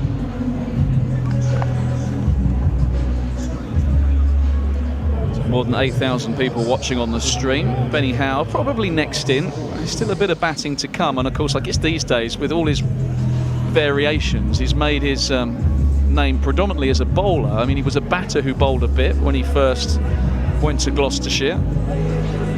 Always a dangerous customer with the bat, but because of his knuckle ball and his variations and all his different slower balls, this format has kind of propelled him into a different level, to the extent that he was with the Sunrisers, wasn't he, in the IPL? I don't think he played, but he was part of the squad.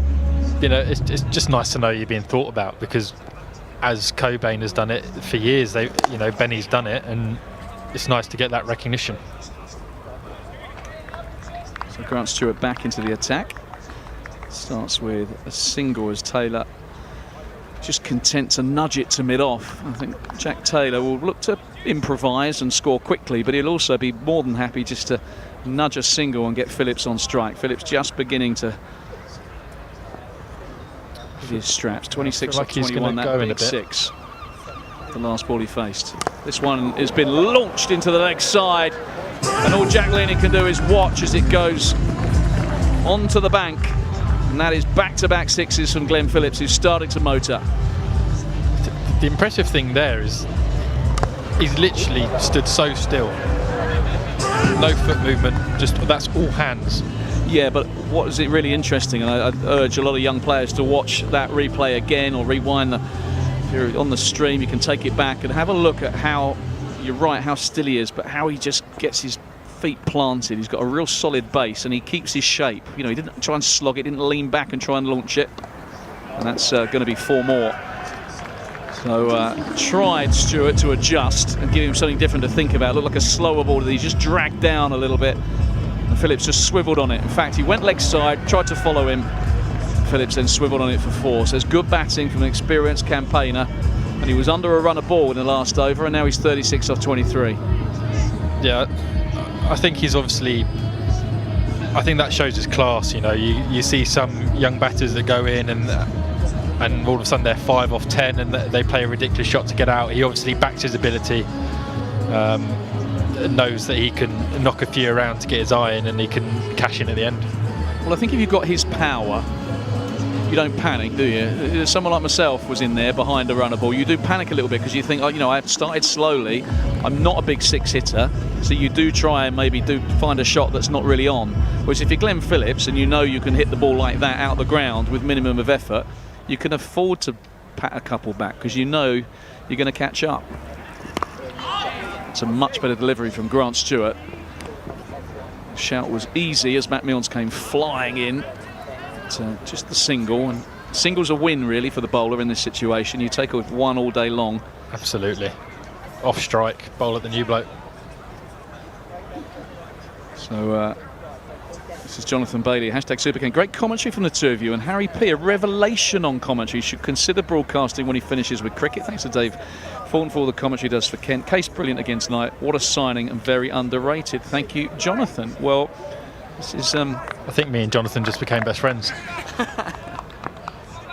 Yeah, well, hopefully Harry Podmore won't get so good tonight that he's embarks on an immediate career in broadcasting, because we could do with him getting back on the park and taking a few wickets. That one swiveled round the corner. Just take the single. Mark Craig. Hi guys, great commentary. It's Mark and Linda on honeymoon in Paynton, Devon.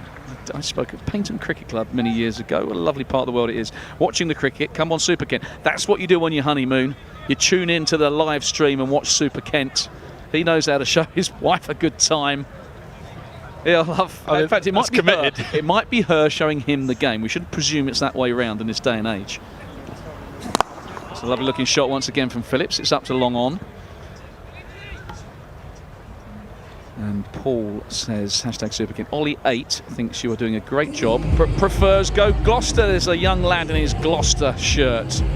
So Kent shirts are available, Ollie, by the online shop here at the Spitfire Ground. But that concludes that Grant Stewart over. He's gone for 25 off his 2. Gloucestershire have a real platform to launch here. 162 for 3. But keep them coming in, #SuperKent. Even if you're Gloucestershire fans, your team are going well here. You're on course for, well, maybe even 200 if they can finish strong here with Taylor and Phillips at the crease. It's going to be Matt Quinn. He's not running in, he's going to... Oh no, he's just getting his sunglasses. That's the point you made earlier, Harry. He's giving his sunglasses. Blake, you see another one who forgot his sunglasses. Wearing sunglasses. These professional cricketers, they get sponsored a lot of the time by saying, you got a sunglasses deal? Kent do have a sunglasses deal, actually. Have a sunglasses deal. Remind us who looks like... Coral Eyewear. Coral Eyewear. Yeah. So Shout out to Coral Eyewear guys. Shout out. They've jumped on board this year. Yeah. Alex Blake, unfortunately not wearing them, so he's had to nick Matt Quinn's. And this is one-handed and could be out. In fact, it's gone for 6. And that is testament to Grant Phillips' power. He could hit them one-handed for 6. What a shot that was. I don't think I've ever seen someone hit a one-handed 6 like that. That's unbelievable. I mean, I think to be fair, the 2 hands started on the bat, but just to maintain his shape, he just went, nah, 1 hand, mate. I mean, he's really shown his power there. Yeah, if he'd had 2 hands, that ball would have landed in the Nackington Road, but he thought, no, let's get the ball back quick, 1 hand will still do. Be going. Extraordinary shot. So Glenn Phillips absolutely flying, and that is nailed. It's just going to be the single, I think, but he wants Sam Billings shouting 1-1. That's all Gloucestershire are going to get from that delivery. Do you think that's changed so from when you started playing, the game has changed now that the batters have individual roles? So what we spoke about earlier when you say you would send out like a Phillips or something. Now there's more niche and individual roles for everyone, isn't there? So that's obviously why they're sending people in if and when they do. Jack Taylor on strike here, and a play and a miss, and it's a rare thing. The fumble from Sam Billings, who's going to try and recover, and that is unlike the Kent captain. That was a little untidy, maybe just spun a little bit or bounced, and there was a slower ball, so it might just have gripped on the second bounce. That can happen, but he'll be frustrated with that because it brings Phillips back on strike, which is not what he or Kent would have wanted. I think there's a lot of analysis done, isn't there? So different players. I think I remember walks when Carlos Brathwaite played here. Brathwaite's statistics when he comes out with 3 or 4 overs to go are phenomenal, but if he comes in with like 10 or 11 overs to go, he didn't do very well. And you think actually you want Brathwaite facing as many balls as possible. It was good bowling that from Matt Quinn, who went for the wide Yorker. Phillips once again trying the one-handed shot, just the single this time. So Brathwaite, and this is just what Walksy was telling me, but Brathwaite specialised in that kind of finishing position. If he had to play in a different role, he wasn't best suited to it. His stats suggested that. Kent threw him in. And if you think of what happened to Alex Blake last year, he was in earlier quite often. Didn't have as much success as he had done previously. So there are certain batters, certainly certain bowlers that bowl at different times, power play bowlers, and batters get sent in with different roles to play. Sometimes the left thumps by Taylor, and thump for 4 as well. Skips along the turf, couple of bounces and into the boards. Holds the bat high on the handle, makes his levers long, nails it straight. So he's 12 from 7. Phillips 46 off 28. A real gunshot crack that made off his bat. That bat sounds good, doesn't it? In sight of that 200. Taylor, another very dangerous player. I'm not sure if he's playing as just a batter now. He has bowled a little bit in this year's competition, but they've got good spin options at Gloucestershire, so he doesn't always bowl. Patrick Pearce says #SuperKent at Kent Cricket, watching from home in Cornwall. Keep Gloucester under 200, and we're still in this. So thank you for that, Patrick. I agree with you. The pitch looks decent. Joe Denley returning. He's bowled quite nicely tonight. It might be a case of pace off. We might see Jack Taylor with ball in hand a little bit later. Beautiful evening here at the Spitfire Ground. Sun is out. Sun beginning to set behind the Frank Woolley. I say beginning to set. It is, of course, June the 21st. It's the longest day, so that sun probably, we probably won't see the floodlights take full effect at any stage this evening. I feel for you if you've got to sit next to me on the longest day of the year as well. Well, I think in terms of hours and minutes, it's the same, Potters. It's just we're going to see a bit more sunshine. So, oh, he's bowled him! Joe Denley gets rid of Jack Taylor. Sam Billings celebrates. So Denley beginning to impact the game with ball. He got that brilliant 100 against Middlesex. But Taylor goes 12 from 8, a couple of 4s to him, and that is a big wicket. Halfway up off stump. This is what we've been crying out for in this competition. George Linder's done a lot of bowling, which is turning it away from the bat. Case Ahmed turning it away from the bat, which means Joe Denley hasn't been used as much. Left-handers in, sees Jack leading bowl a lot. So good to see Joe doing his thing. I think that's the same as when you have batters, when you say you put in different batters at different scenarios for different occasions, whereas it would be the same with bowling. A leg spinner or an off spinner turning it away from the bat is a lot easier to hit than turning it in. So horses for courses. Your best mate is back, Jonathan Bailey, and he said #SuperKent. What has been great from Harry is the insight into both his Kent teammates and other county players. It's also great to hear such honesty about what cricketers go through in big games. Sometimes, such is our enthusiasm, we fans forget that they are only human. So Harry Podmore producing all kinds of insights, and I think that's a really valid point that Jonathan makes. Just I'm worried what I might have said now.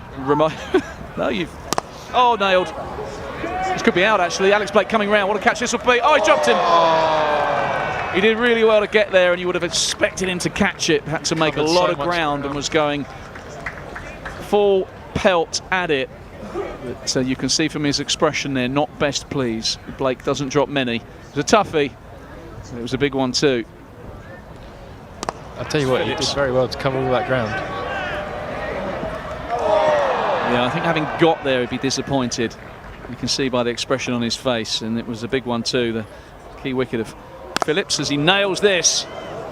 And that is an extraordinary shot. I know that will make Blakey. That has gone for 6 over extra cover. It was a full bunger, but it's still got to be struck. Nigel Long, arms to the sky, but that has gone flat for 6. It's not a long boundary. 54 of 30 balls, 2 4s, 4 6s, and Phillips has done it again. 50 in the game at Bristol to see Gloucestershire home. And this is looking pretty ominous with a couple of overs remaining. Swatted, and good fielding from Joe Denley at extra cover. Tumbles on it, and he missed that. There would have been 2. I think he's felt it, the old fella. I say the old fella, speaking as a 50-year-old. He's a whippersnapper, really, but... There's a reason we all call him Grandad. He landed a bit heavily there. That's only because Steve-O's not involved at the moment. You call him Grandad. I can remember mentoring Joe when he was 15. And I was an established Kent player, and this young batter, right-handed opening batter, was in our kind of academy ranks, and I was sent to mentor him, and I've had a relationship, that kind of relationship with him pretty much ever since, to the extent that I'm now playing and coaching at Whitstable, which is his home club, very close to the Denley family. But it's a lovely little ground, that one, actually. Yeah, but not far from you, of course. Yeah. But, yeah, so Joe was always the youngster, the real kind of baby of the squad and the team when I was playing. How things change. He's now Grandad to you lot, which makes me feel incredibly old, so thanks for that. 184 for 4 Gloucestershire, and that's hammered straight. I think it'll be cut off by Alex Blake, but they'll easily get back for 2. Yet again, it's like Gloucestershire have been practicing driving the ball down the fairway so straight if they hit the ball over the bowler's head. But, that was Benny Howe this time. Sorry, Glenn Phillips. Phillips still on strike, just the one to Howe. I think a wicket now would, you know, the momentum. This will really decide the momentum going into the second innings, because if they get on a roll here. Yeah, just 7 balls remaining. Phillips on strike. That's going to be a wide. You can see what he was thinking there, Matt Milnes, but Nigel Long, in his own inimitable fashion, almost as if he's disgusted with the delivery, signals a wide, but Milnes trying to stay away from the arc. Phillips is so dangerous. I mean, he's dangerous all round the ground, but if you get too straight, he can whack you back over your head. So trying to go for the wide Yorker. Just a little bit too wide.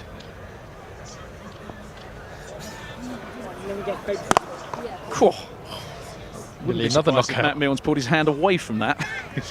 He did that last game, and Milner? He split his finger. Went to protect the ball from hitting him in the face, split his webbing. So I think you would have had flashbacks there. Flashbacks, yeah, and it is an instinctive thing. Sometimes the ball just comes so fast that you do. Sometimes you don't fancy it. We saw earlier that shot that nearly cleaned up Matt Quinn looking into the sun. I mean, we saw it. We talked about the Luke Fletcher injury when Sam Payne hit him on the head.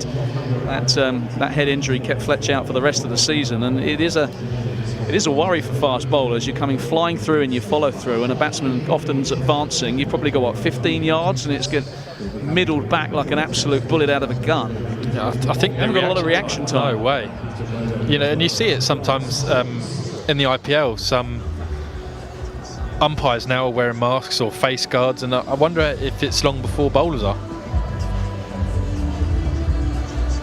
So Grant Stewart entrusted with the last over. He's looking into the sun, bowling from the Nackington Road end. You can see that sun taking, making life very difficult for the bowler, and fielder long on has his hand over his head. I think there's Jordan Cox there struggling to see as well. So here's Stewart bowling to Phillips, and this one's been clipped. Hasn't got all of that, and Cox can't see it. He's thrown it in. He's done well. It's another man who doesn't look like he's got sunglasses. No sunglasses. Yeah. Some may say I've actually played the game before. It's difficult, isn't it? Because some people just don't like don't like sunglasses. They feel without them, they don't like them. They feel that, it's another layer that you've got to look through to take captures. But with the sun so low, But then don't complain about the sun. well, you just can't pull your peak of your cap any lower. You just won't see it at all. I mean, Coxey's got about 10 pairs of sunglasses, so I don't know why he's not wearing a pair. This is a good bit of bowling from Grant Stewart. The slow ball out the back of the hand. He's just checking that Benny Howe's okay because he got him in the throat. And players are very conscious these days to check that their opponents are okay when they get hit around the head. We remember what Some bowlers tragically to Phil Hughes all those years ago, and it's just about the worst event ever on a cricket field. Whenever you see a blow to the head or to the neck area, you always, well, I don't know about you, but my mind just goes straight back there to that horrific day. Thankfully he's okay. Grant Stewart is back in again. A really good delivery to a man who's 59 from 34, so a couple of cracking deliveries from Grant Stewart. Ball out the back of the hand, slower ball, and then the perfect wide Yorker. I think, going back to you, I think it's never nice to see. I know there was a game last week, the championship game. Somerset had 2 retired hurt batsmen from being hit in the head. And it can be very dangerous. I think there might be something in place now, 3 concussions in a year, and you have to retire.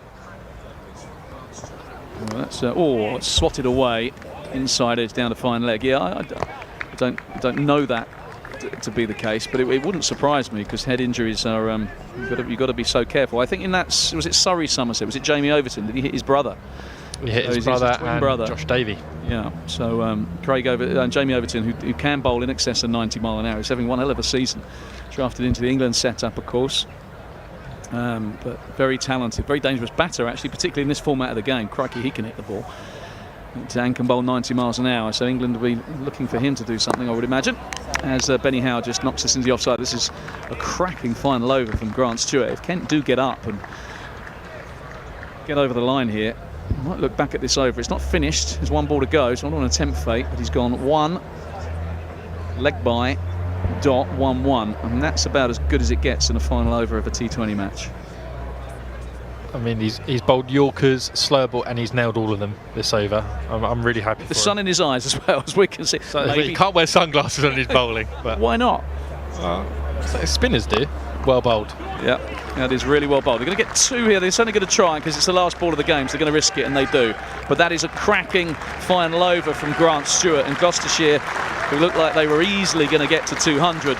So belligerent was Phillips. He's finished with 60 off 36 deliveries. Benny Howe, well, he'll play his part with the ball, no doubt. Just a couple of runs to him off 3. Earlier damage done by Chris Dent and Ian Cobain. But, all of which means that Gloucestershire finished 195 for 4, 40 off 23 from Dent, 64 off 46 for Cobain, 60 off 36 from Glenn Phillips. Kent, when we come back, will need 196 to win. We thank our partners and sponsors, and we'll hear a few ads from them now.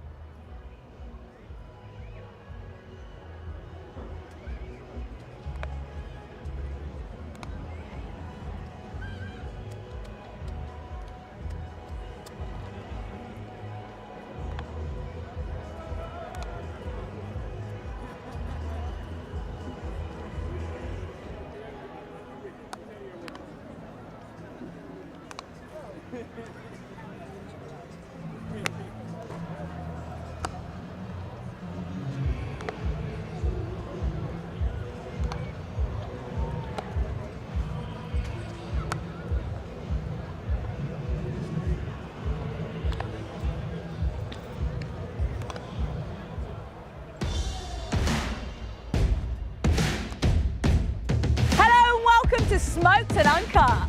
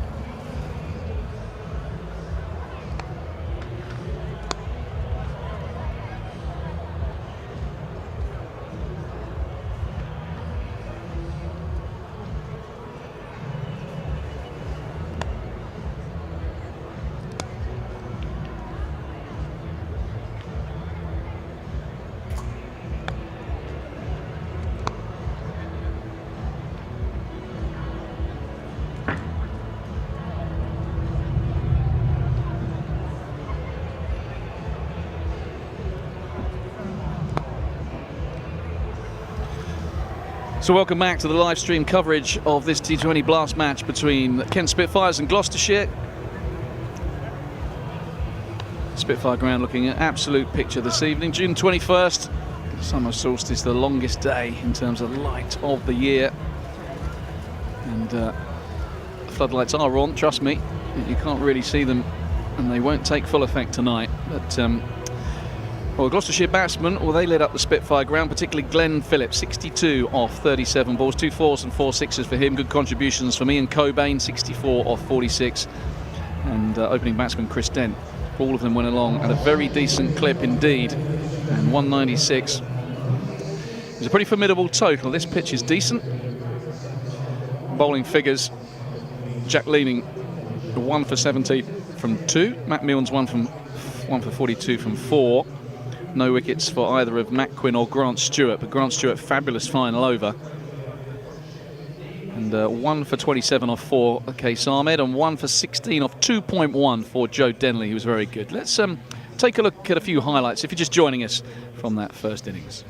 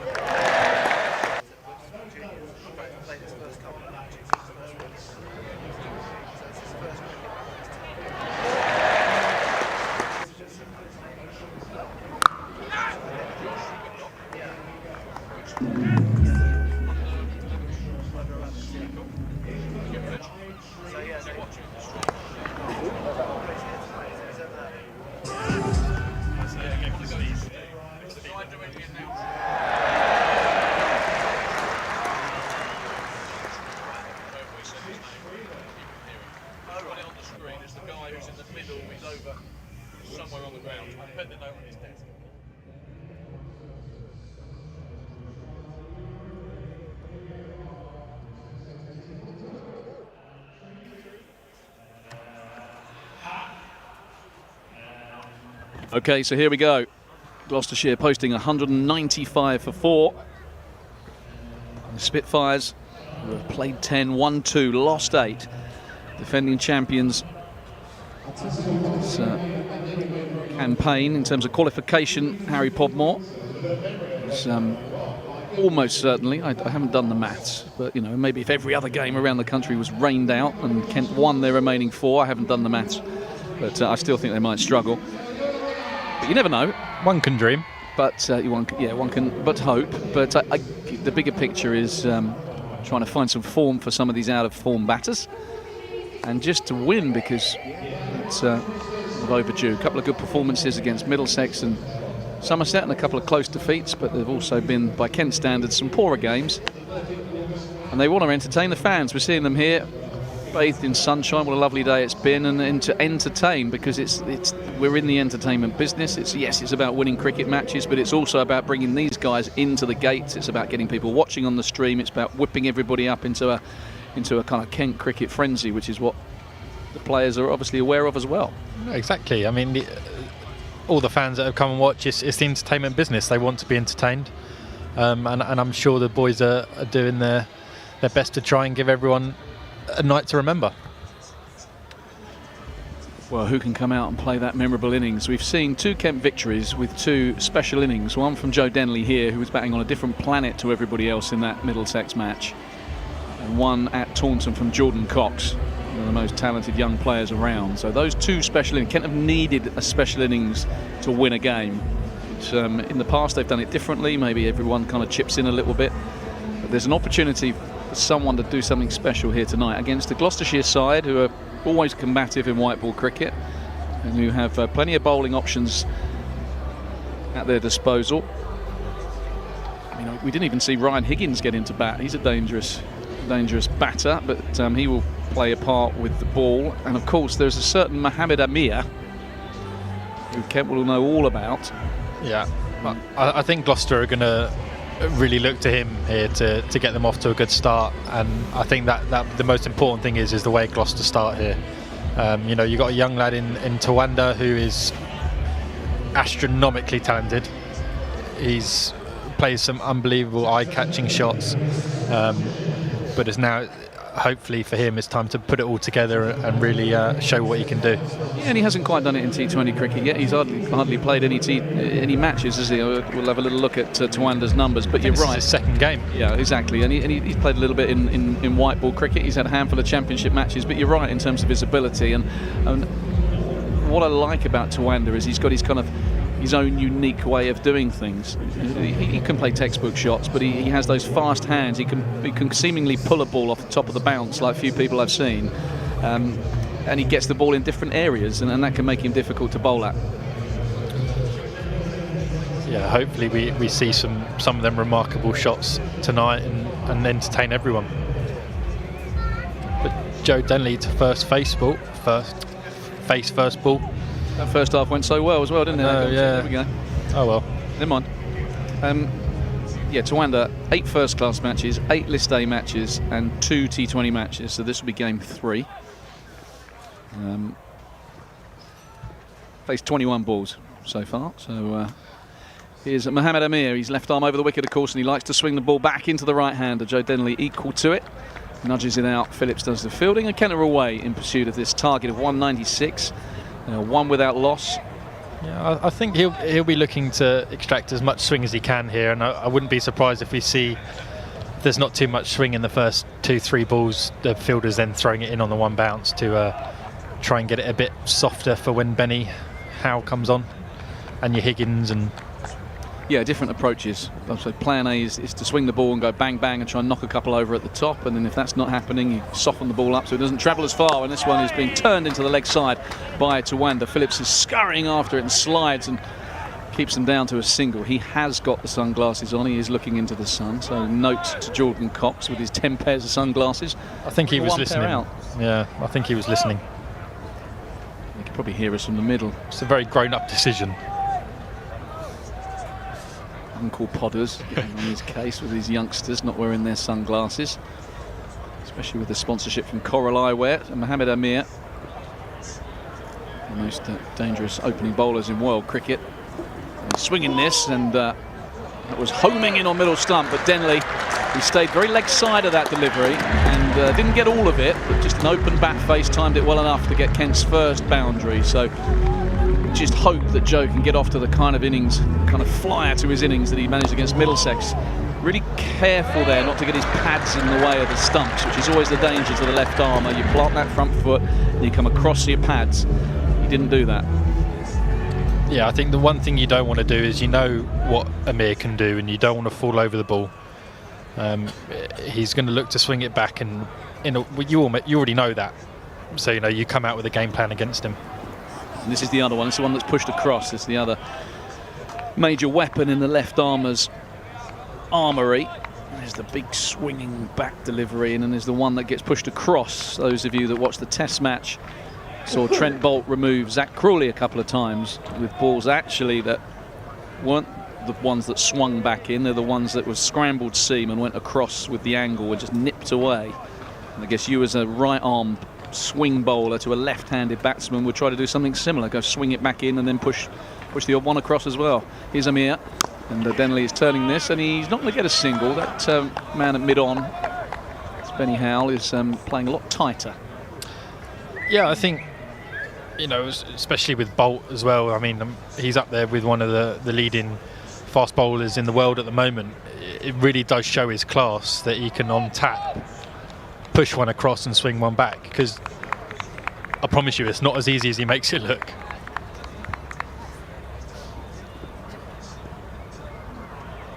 And these guys are some of the best in the world. Trent Boult and Mohamed Amir, their left arm angle. So Denley gets this one in the gap. So a decent start for Kent. First over completed from Mohamed Amir, and that did go in one bounce. So you see already Gloucestershire, it's something that teams will talk about. You know, do we keep the ball up, or do we throw it in one bounce? And generally, the more you bounce it in, the softer it gets, the less distance it will travel. Canterbury Cathedral looking like stunning, picturesque against the summer solstice sky. Lovely place to play your cricket, T20 cricket on a midweek evening. Decent crowd in. Ryan Higgins. That's a dodgy Barnet, that. Well, that Barnet has grown. I mean, Gloucestershire fans, tell us what you think. Hashtag Super Kent. You can tell us about the Higgins Barnet. I remember I think last year, talking about the mullets that they had on offer. There was Miles Hammond and Chris Dent. There were quite a few mullets. Well, they've gone for a higher hairdo this year. That is different. Here's Higgins. He's bowling to Joe Denley. It's going to start with a wide. And you just wonder on a windy day, if you're running into the wind with a Barnet like that, you might never get there. Well, he's a dad now, so I think he might have let himself go a little bit with the hair. But well, you say let himself go, but I mean, that's a serious barber. You can't grow that without the barber being on board. It's a swat from Denley, and he's going to get away with it. And that's the advantage of swinging hard. And fielded by a man in an Arsenal shirt down there. Best team in the world. That went in completely the opposite direction from what Joe Denley intended. But if you swing hard and you get a thick edge, you can fly away. And he rather rode his luck there, but he'll take the boundary. Here's Higgins. This one played in a similar direction. This one placed and half a stop, but he'll still come back for two. Done well to get two there. Yeah. I think this will be really key in Kent's innings here as well, is how well they run between the wickets. You know, it can quite often a game can be lost or won by obviously by the boundaries, but how well you run between the wickets and how many extra ones you can nick, and you get the in-batter back on strike, and so many different scenarios. Yeah, and there's a different opening partnership for Joe Denley. He's opened with Daniel Bell-Drummond in this year's comp. Obviously Zach Crawley in the last game, and now to under Mayeye. And Joe himself was batting 3 earlier because we had Zach and Daniel Bell-Drummond opening. So he's you've got to get an understanding. Sometimes it's an instinctive thing running between the wickets with a partner. Played a miss. Might have just held a little bit down the hill, or he might just have played, as we say, completely down the Bakerloo to that one. Sat down the wrong line. On the wrong line, mate. That's it. Made a career out of that. So we watch the suitably bouffanted Ryan Higgins turn the top of his mark, 29 on his back. Almost looks like a tree of broccoli. Can I go? Hello, Barber. Could I have the broccoli, please? The Higgins broccoli. I'll have the short back and broccoli, please. Short back and well, it's distinctive. It's yeah, the broccoli that might catch on. I mean, my youngest son won't mind me saying he's trying to cultivate a mullet. He was on commentary a couple of games ago. He's working on the mullet. He's very well as well, by the way. He's about 30 years out of date, I think. So Tawanda turns this into the leg side. And it's going to get a boundary, is it? Is it going to be reeled in? No, it trickles away. Well placed from Tawanda Mayeye. That's his first boundary, and Higgins has gone for 12. So decent start for the Spitfires. I said I think this is a decent surface. I mean, that was Midland leg. If he'd missed it, he might have been in trouble. But he gets the ball in different areas, does Tawanda Mayeye. He's 5 off 2. Denley 13 off 10. Spitfires 19 without loss after 2. Yeah, sometimes you just need that little bit of something to go your way, you know, and before you know it, you're off and running. I'm really excited to see how Tawanda's career progresses. He's a very exciting player to watch. He's actually horrible to bowl at as well. And he's also, I mean, I don't know him well, you've been share a dressing room with him, but he just strikes me as an absolute diamond of a young lad as well. He's very polite, very courteous, he's interested in people. Tom Smith from the Nackington Road End. So Gloucestershire going for an early look at spin. Oh my goodness me, what a... And this, we're talking about a few things going your way. Joe Denley has had a swat at one that has gone off a thick edge over third man.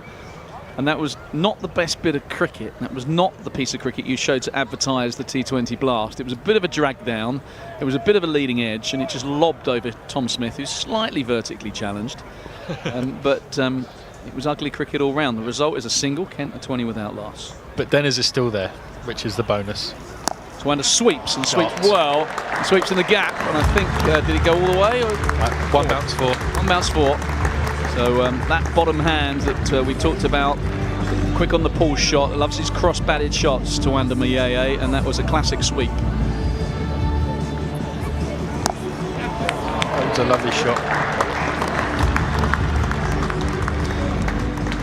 And I guess this is one of the things that Kent will be hoping as well. We saw Jazz Singh on debut. That one over he bowled, went for 26, didn't quite go according to plan. He'll have better days. He's a talented young bowler. He'll come back. But Tawanda could get 4 games at the back end of this competition. And if it all clicks for him, could set him up for the Royal London One Day Cup. He nails another sweep. He's rifled that. Fielded by Miles Hammond, but he's nailed that sweep shot. Oh, to hit the ball that hard.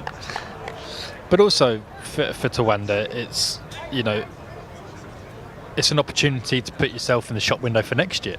You know, when I first started at Middlesex, I predominantly played T20 cricket, but I didn't get my go until the end of the season where they couldn't qualify, so they bred some youngsters, and I started the next year. Denley's down the wicket. I don't think he got all of it, but it's going to clear mid-on, and in fact it's going to be reeled in. It's a great bit of work. Trying to see who that is. I think it's Benny Howe.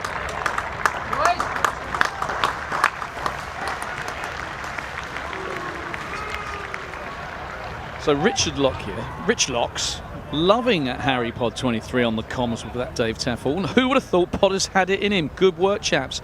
Hashtag Super Ken. Well, good to have Locks with us. And, you know, I certainly have been advocating Podmore for quite a while, getting him on this stream. So, you know, I've always a sneaky suspicion he had it in him.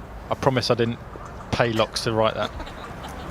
Oh, it's going to slide down the leg side, I think, just on the angle. Tom Smith, that slope kind of works against him a little bit. It's angling in towards the batsman, and it was a bit tight, but just sliding down the leg side. So good decision. Needs to just straighten it up, but if he'd straightened it and it bit and turned and straightened, I think Tawanda would have been a goner, but it didn't, and he's still there. And as the temperature just drops, obviously it'll become a bit more dewy. The ball tends to spin a little less. It's a bit of a swat to mid-on, and Benny Howe's going to have a shy here.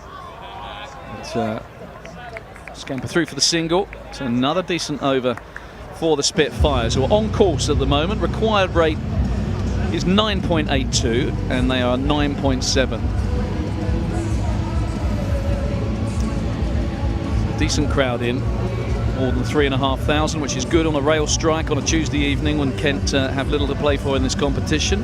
Denley 17 from 12, Maillet 11 from 6, striking at 183, and we've seen a glimpse of his prodigious talent already. Come on, you Spitfires. Reminder to interact with us, hashtag Super Kent, whether you're a Kent or Gloucestershire fan. Let us know where you're watching from. Give us an opinion on the game. Could be the test match that's around the corner at Headingley.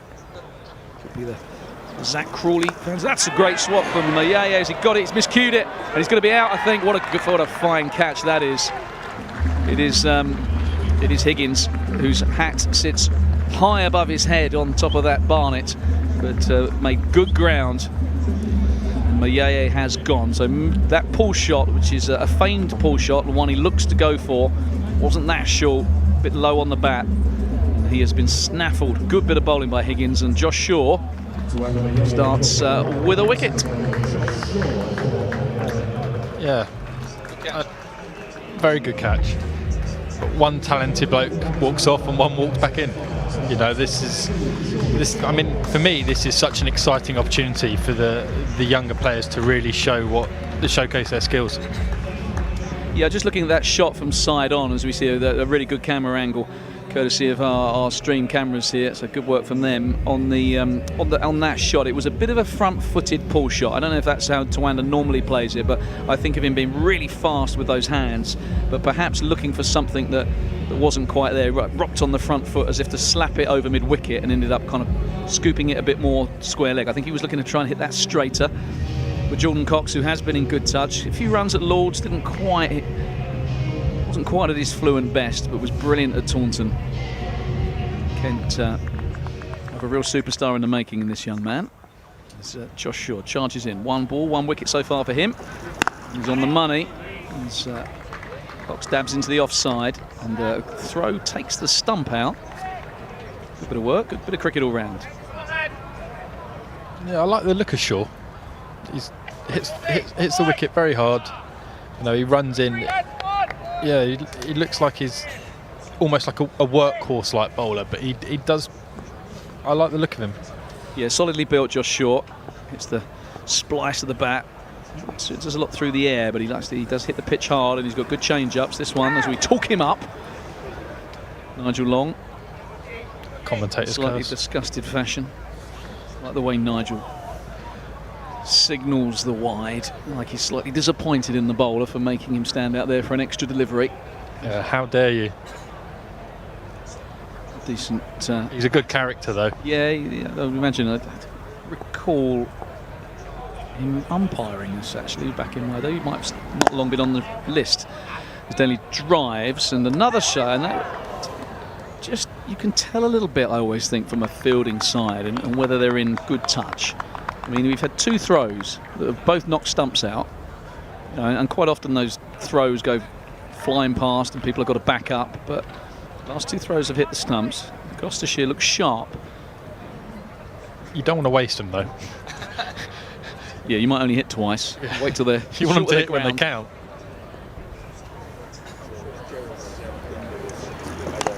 This is flicked away. It's just going to be a single out to Higgins. He's patrolling that deep square fence on the hospital side of the ground. It's a reminder, and Gloucestershire fans will need no reminding, but they had an incredible win down at Hove when it looked like Sussex were cruising to a victory total of 146. They were 118 for 2 in the 14th and slumped the Sharks to 141 all out, 23 for 8. They lost in just over 5 overs. An extraordinary bowling and fielding performance that will do wonders for Gloucestershire's belief. Bouncer from Shaw, and it echoes the point you were making about that pace that he's got. What do you think your team talk would be at the end of that game? If you were head coach? Well, if I was a Sharks coach, yeah, I'd probably like, lads, we're not going to just go home. Let's come back. I'd love to have been a fly on the wall for that. You can't say. I mean, what do you say? You can't. You can start screaming and shouting and telling everyone how hopeless they were. I never think that gets anybody anywhere. As Denley pulls and the bottom edge, and just going to be the single. I think bottom edge, no leg by, signalled by Nigel Long. Yeah, I don't think you can. When you have a disaster like that, I think immediately after the game, when emotions are running high, I think you're best to leave it alone. maybe come back to training and do it again. Matt Atkinson, watching the stream from Paris. Really appreciate the access as an expat. Come on, hashtag Super Ken. Fantastic contributions from our viewers and listeners. Thank you, Matt. Kent going worldwide. Yeah, well, I think over the last couple of years, we've had people watching. We've had shout-outs from Australia and the West Indies and Dubai and all over the place. So it's the beauty of the stream. And good to see such investment in it. As Mohammed Amir returns to the Nackington Road end, and then he is turning into the leg side. Just going to pick up a single.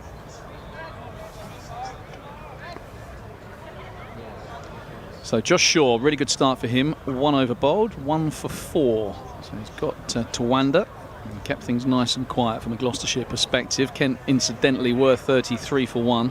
Sorry, Gloucestershire were 33 for 1 at the same stage. So Spitfires are there or thereabouts.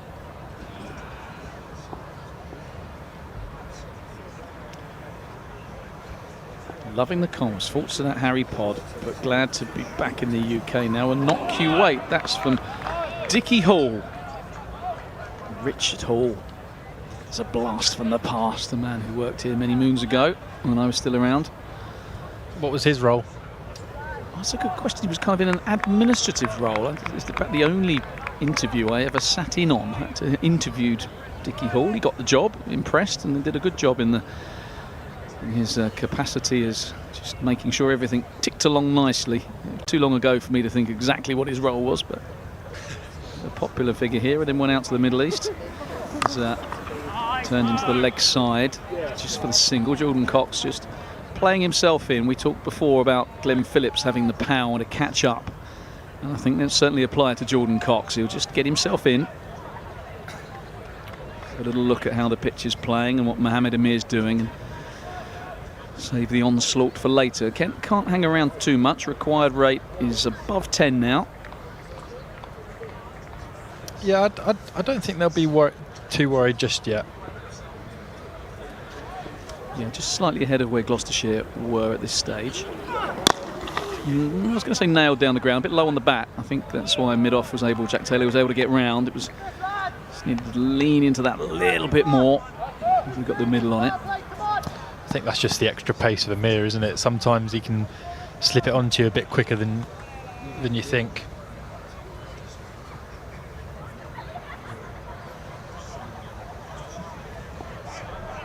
Yeah, it's great to see Mohammed Amir back playing, isn't it? I think everything that he's been through, he's made mistakes, that spot fixing ordeal, but he was a very young man at the time as that one is bunted into the offside and no run. With everything that went on back in, I think, I want to say 2010 at Lords and the newspaper sting, but you know, but he's back and he's playing. Yeah, it's definitely fantastic to see him back playing. I think, you know, you're right. He's done his time. He was quite probably young and quite easily manipulated, you know, but he's done his time, and I don't know him that well, but only speaking to him from playing against him, he seems like a genuinely lovely person as well. Slapped into the offside. Great bit of fielding again from Higgins, because that was timed by Jordan Cox, and it certainly saved 3 runs. Yeah, what I can tell you is that Mohammed Amir is a fantastic cricketer, and the game is better for having the likes of him doing what they do best, bowling fast, swinging it around, showing all his skill. Remember that Champions Trophy, it was the final against India when he knocked over Kohli. I think he got 3 for 1 that game for Pakistan. It's one of his He's definitely a special talent. Yeah. And even more so to have a couple of years out of the game and still be as good as he is. Yeah, I think it was probably more than a couple as well. As Josh Shaw starts his second over, 1 for 4 off his first, and right across is Cox. What a shot that is. Jordan Cox take the bow, just wandered across and almost straight batted it over square leg. So nonchalant as well. Just a little glove punch. Yeah. Nothing to see here. No biggie. Let's have a look at this replay. Where did he wander to here? I think if he went a fraction earlier, Josh Shaw probably could have knocked over his leg stump because he went so far across. See, leaning does that quite a lot. He'll walk outside the off stump. Oh, that was 1.5 foot outside off stump with the 6 over square leg. Shaw's in again. And this time he's got it fine. A little dab, lap sweep thing for 4. So Jordan Cox, after a quiet start, has gone 6-4. He's really up and running. This is where Josh needs to be a little bit careful. When batters do that, they want you to go at their stumps. You know, and he's first ball fine. That ball, he's got a little bit greedy there. Yeah, it's risk and reward, isn't it? It's like when you try and hit that driver onto the 350-yard par 4 podders. It's you know, if you nail it, it comes off. It looks brilliant. But if you get it wrong, disaster strikes. As Cox is on the paw, it's just going to be a single. They're going for the run out, and I think had he hit, he might have been a goner. Oh, a little stumble from Jordan Cox, but he's okay. Yeah, I mean, it's tempting, isn't it? The problem with I guess there's such small margins for a bowler, isn't there? Because the first one was a 1.5 foot wide outside off stump. He wanders across, he hits you for 6. So where do you go? Do you bowl it in the same place? Do you take the pace off? He shuffles across again. You think, I'm going to target the stumps. And, you know, he didn't get all of the bat on it. This time Denley's goes the other way. So Joe Denley backing away, trying to access the offside. There is a man back on the deep square cover boundary, trying to go over extra. Swing and a miss. I thought Joe Denley, a real feature of his innings against Middlesex was how straight he hit the ball. And I remember talking to him afterwards. He kind of came down to see Stacey, his wife, and Henry, his son, and they were by the boundary board. I had a very quick chat. We talked about how straight he'd hit the ball. And I like it when Joe hits down the ground. You know, when he backs away, tries to go over the offside. Don't like it as much. Better, straighter, but he's nailed it at extra cover. And there's no run. He's such a sweet timer of the cricket, but I remember when he came to Middlesex, I hated bowling him in the nets. It was such a daunting task, but yeah, he's definitely at his best when he's hitting straight. And that cover drive for him. The rest of the team are looking because you've been handed a coffee. They're wondering where's their coffee? That's what they want to know, isn't it?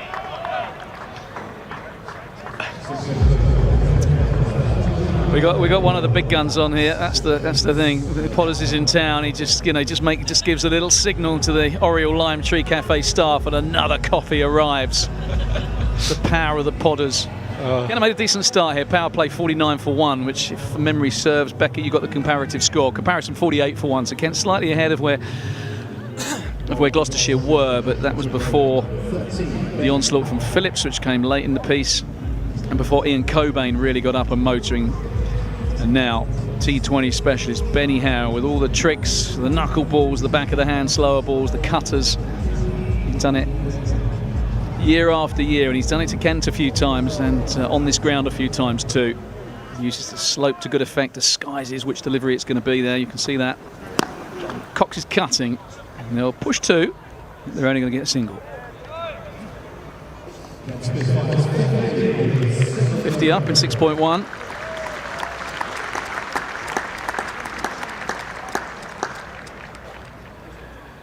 As yes, Alex has said, no doubt aggrieved about the. I don't. At Dave Tadfulton, at Harry Potter, I don't think Podders has ever hit a straight drive in his life, let alone 300 yards. Hashtag 4 right. This is what I shout a lot of the time. So, clipping into the leg side. I tend to donate a lot of golf balls wherever I play. Yeah, I am. Oh, here we go. Colin, hashtag Super Game, watching the game on a beach whilst on holiday in Mexico. That's the life. What a great picture that is. On his phone, seeing the distance, beach shot, and Colin's toes. Did we see Colin's toes there? Do you have the toes up? No. Managed to avoid Colin's toes, but what a vista. Oh, Joe Denley taken out. His bat's got all happening. He's run down the non. He's going to have to go back and get his bat now because he's had it knocked out of his hands. Here we go. Benny Howe from the Nackington Road in. This is struck sweetly back. Denley dives, drops his bat.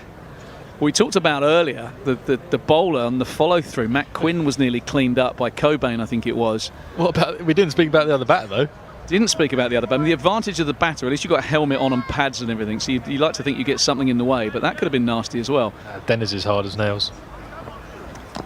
This is an inside edge onto the pad, and he says he's hard as nails, but he's wringing his hand for that one. So Richard Hall says thank you for the lovely words. Enjoyed my time at Kent and remain a proud Kent supporter wherever I am. Lovely to see the young lads, Denley and Blake, brackets first academy scholars, doing so well. Yes, indeed. Good to see them coming through the ranks. We've got some good recruits over the years. The man alongside me, Harry Podmore, having come from Middlesex, of course, but always good to see the homegrown lads as well as Denley pushes us into the offside. Would they have come through on your watch?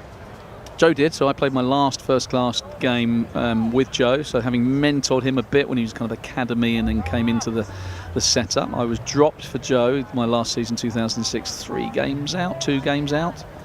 3 games out. Sorry, I asked. No, that was not a problem. I was long overdue, mate. I was always retiring at the end of that year anyway. I was getting worse quickly. As Benny Howe's in, and that is swatted by Jordan Cox to long on. So no, it was only a matter of time, and it was actually quite lovely because I was able to play my last game against Middlesex. Kesey took the game off because he'd had his daughter, Leah, so he took paternity leave, which meant I got back into the team by default because Kesey did that, and which meant I could play my 200th game. So whereas I'd opened with Kesey for about 6 or 7 years, I got to open with Joe, whom I'd mentored for a while. In my last game, able to get 150 as well, which was nice, bow out on a bit of a high. If I'd have not played that game, my last game would have been 3-6 against Sussex, bounced out by James Kirtley. So good ball shot though. Yeah, his short ball always had a bit more on it, but we'll just leave it at that. But he's, so it's nice to go out on a high, but also to have played in front of home crowd and to have opened the batting with Joe for that last match. So Tom Smith, change of ends for him. Enough about me. We see the Nitro dancers and gymnasts in the background. They put on a nice show before the game started. Somersaulting away. This is pulled by Cox, hit hard into the leg side. I think they might get 2 here. Yeah, they do. Subfielder on for Ian Cobain. Do we know what's up with Cobain? Is he not taking the field at all? Sitting there. Okay, so we're not quite sure what's up with Cobain. He got some runs. He's a bit tired. That old chestnut got a few runs. One of the senior statesmen, 35 now, Cobain. Hopefully he's okay. He might have just tweaked something. Sweeping is Cox, and it's a good-looking sweep shot. We saw Tawanda hit a couple of beauties. Some big shot in the modern game. The sweep and reverse sweep. He just gets the single. So Gloucestershire will hope that with the field back, Tom Smith bowled his first over in the power play for 11. He's now in more conventional times with the field back, bowling in the 8th over. Down the wicket is Denley, and that's what I like to see him do, hit straight. It's definitely a strength of his. That cover drive as well, the Denley cover drive, definitely a trademark of his. So 23 off 24, which is not the strike rate he'd be hoping for. He'd hope to catch that up. We've seen this a few times from Joe Denley in this year's competition. The 100 aside, he's been around about a runner ball, which is that's what bowled from Smith. It's going to be a dot ball. Usually, I'll have a look at Joe's career strike rate just now, but you'd think he'd be around about the 130 mark. That would be my guess. And too often in this year's competition, he's been round about a runner ball, which has suggested he's not quite been at his best. The 100 was different level. That was Denley at his absolute peak. That's a good shot from Cox. He was deceived by Tom Smith. What milestone did Denley hit last game? Well, I think it's 100. Was it 150 games? Is this his 150th game, Becca, or was it last game? It might have been. It might have been 4,000 runs or something like that. Let's have a look. Let's click on the good thing about the Kent social media team. Shout out for them, who do a wonderful job. Is that they do post little nuggets. That is struck beautifully from Denley. It skips along the turf, a kind of 2-iron trajectory, 1 bounce and over the ropes. So that's Denley at his very best.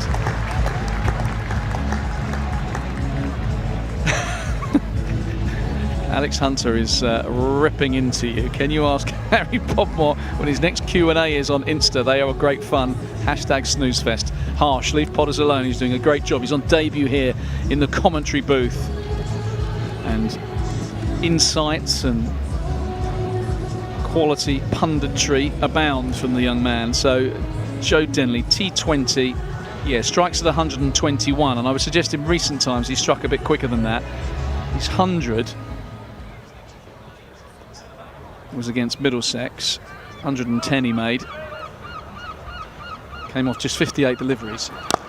That's a lovely shot. Jordan Cox leaning into that on drive, and Denley wants two, and he's still quick. He's going to have to hurry.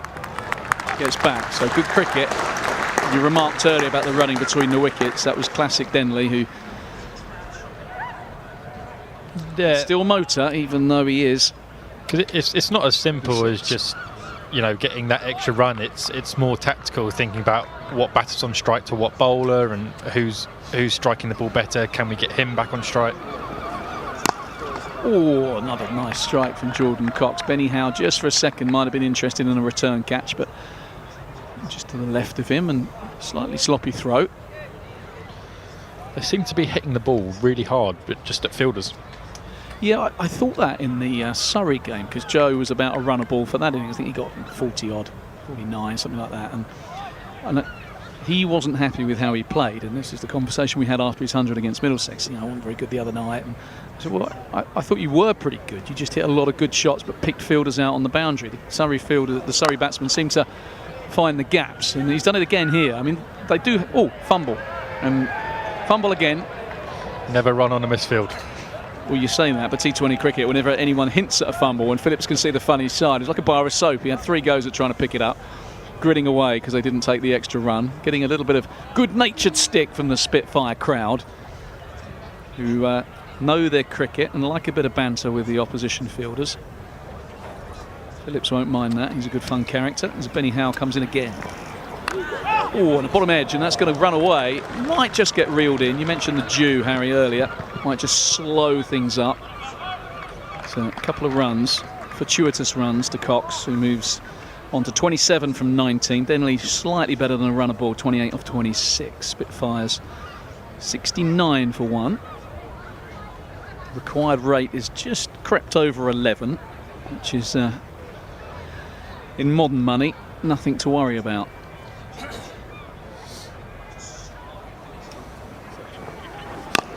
He's punching this for a single. If the run rate had crept up to over 11 in my day, in a 50 over game, it would be like Pan would be swinging, trying to hit 4s and 6s every ball. These days they just take, we'll just take 6 off this bloke, we'll target that other fella, take him for 25, and the run rate will come down.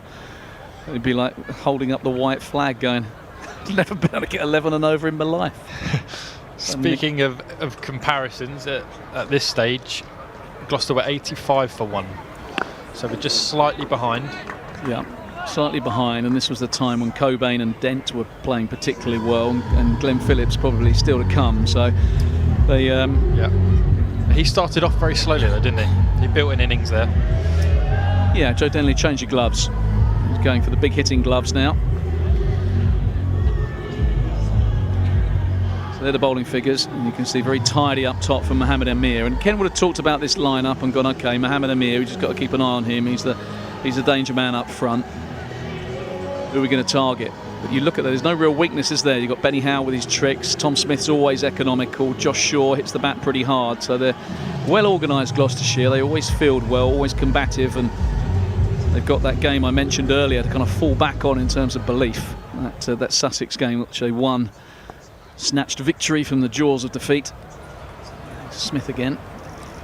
That's going to be a wide. Nigel Long turns around. Can't believe that they're going to have to bowl another ball and keep me here for longer. That's what that wide says. It's with real disgust he throws his arms out. Okay, let's be here for another ball. Go again, bowler. Well bowled, Tom Smith, and well played, Joe Denley, because he came down looking to repeat that shot straight back over the bowler's head. And I say to young players, just because you come down the wicket looking to smash him over his head, if you don't get the ball where you want it, or you haven't got to the pitch, it's okay to bail out, even if you have to kick it away with a pad. What you can't do is miss it. I'm still learning slog it up, slog it up in the air, a la Podmore. But it looks good when you get it, though. Well, the good thing about when you get it, when you're nowhere near it, it generally goes miles. It does.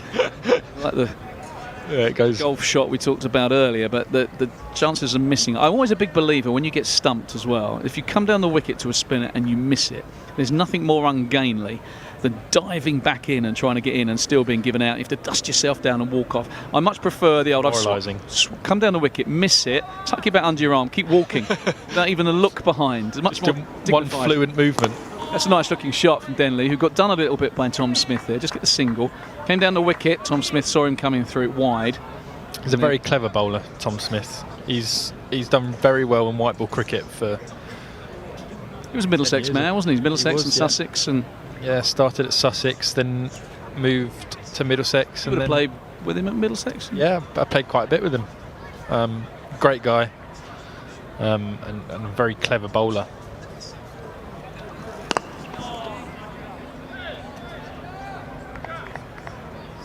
Yeah, and a guy that a lot of people root for on the circuit. He lost his wife, didn't he, tragically to cancer a few years back.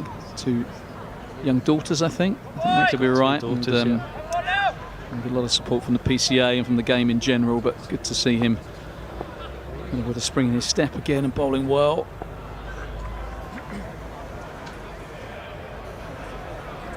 Denley down and a thick edge, and this could be gone, and it's gone. That is a big wicket for Gloucestershire. Again, we said how clever Tom Smith was with the ball, and he just throws it wide. Denley came a little bit too far inside it. Thick edge, Josh Shaw with a catch, and it was a good one too, diving forwards. Denley goes for 31 off 30, 3 boundaries to him. And no surprise with the left arm spinner on to see Alex Blake striding out. 76 for 2. And you can see how delighted Gloucestershire were to pick up Joe Denley. Yeah, that's a huge wicket. Because no matter what form you're in, a player of Joe Denley's class, if he faces enough balls, he's going to get runs. So that's a huge wicket for Gloucester. You can see how wide that delivery was. He just threw it up slower and wider. Yeah, slower and wider, and you just got to be careful when you come down the wicket. And I was a bit guilty of this myself, coming down to the spinners, where you kind of go almost a little bit too inside the line rather than coming down the line of off stump. If you come down the line of off stump, anything wide you can still get to, and anything straight, you're down the wicket and you're behind it. If you come inside it too much, you're aiming everything over extra cover, and if the ball skids on straight, you miss it or you edge it. So just got his alignment a little bit wrong there coming down the wicket, and he's paid the price. So AJ Blake is at the crease. Made some good contributions recently. A couple of double hundreds in the twos, didn't he, earlier the year? You might have played in some of those. I played in both of them. It was phenomenal. Well, he can be a phenomenal ball striker, and I rather felt this concludes the over. Successful one from Smith. 3 overs, 1 for 25 for him. 77 for 2. I felt a little bit last year, Alex Blake in the T20 was undercooked. White ball only contract. Didn't have a lot of cricket under his belt coming into the competition, and didn't quite fire as he had done in previous campaigns. This year, made a decision to play some red ball cricket, and there's no substitute for time in the middle. A couple of hundreds, double hundreds in red ball cricket, albeit in twos cricket, stands you in good stead. Yeah, I also think that with the white ball contracts coming into county cricket, probably only in the last 2-3 years, no one really understands what that means. So for him, he potentially looked at it like, oh, I'm in at this point. So how do you work out your training?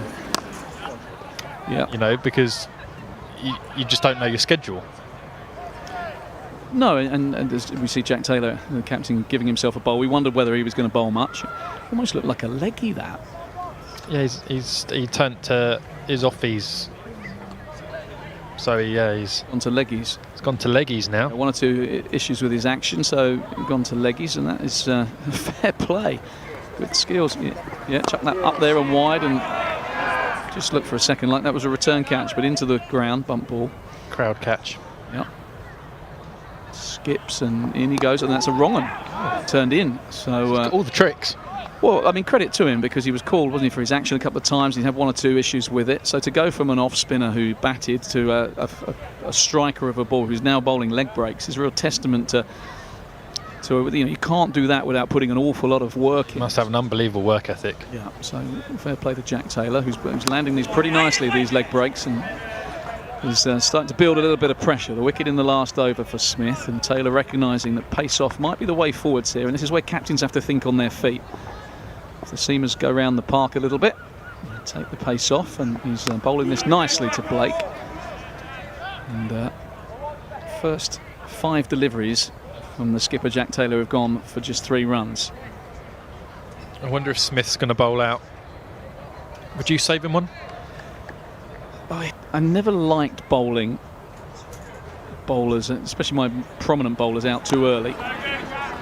But he's got plenty of options, hasn't he, Jack Taylor? So yeah. I just think with Alex Blake in, you might be tempted to hold him because you're a bit nervous of the short boundary. Having said that, again, it's a kind of it's a risk and reward thing, isn't it? You know, Alex Blake's probably thinking if he gets on strike, well, I've got to take him down.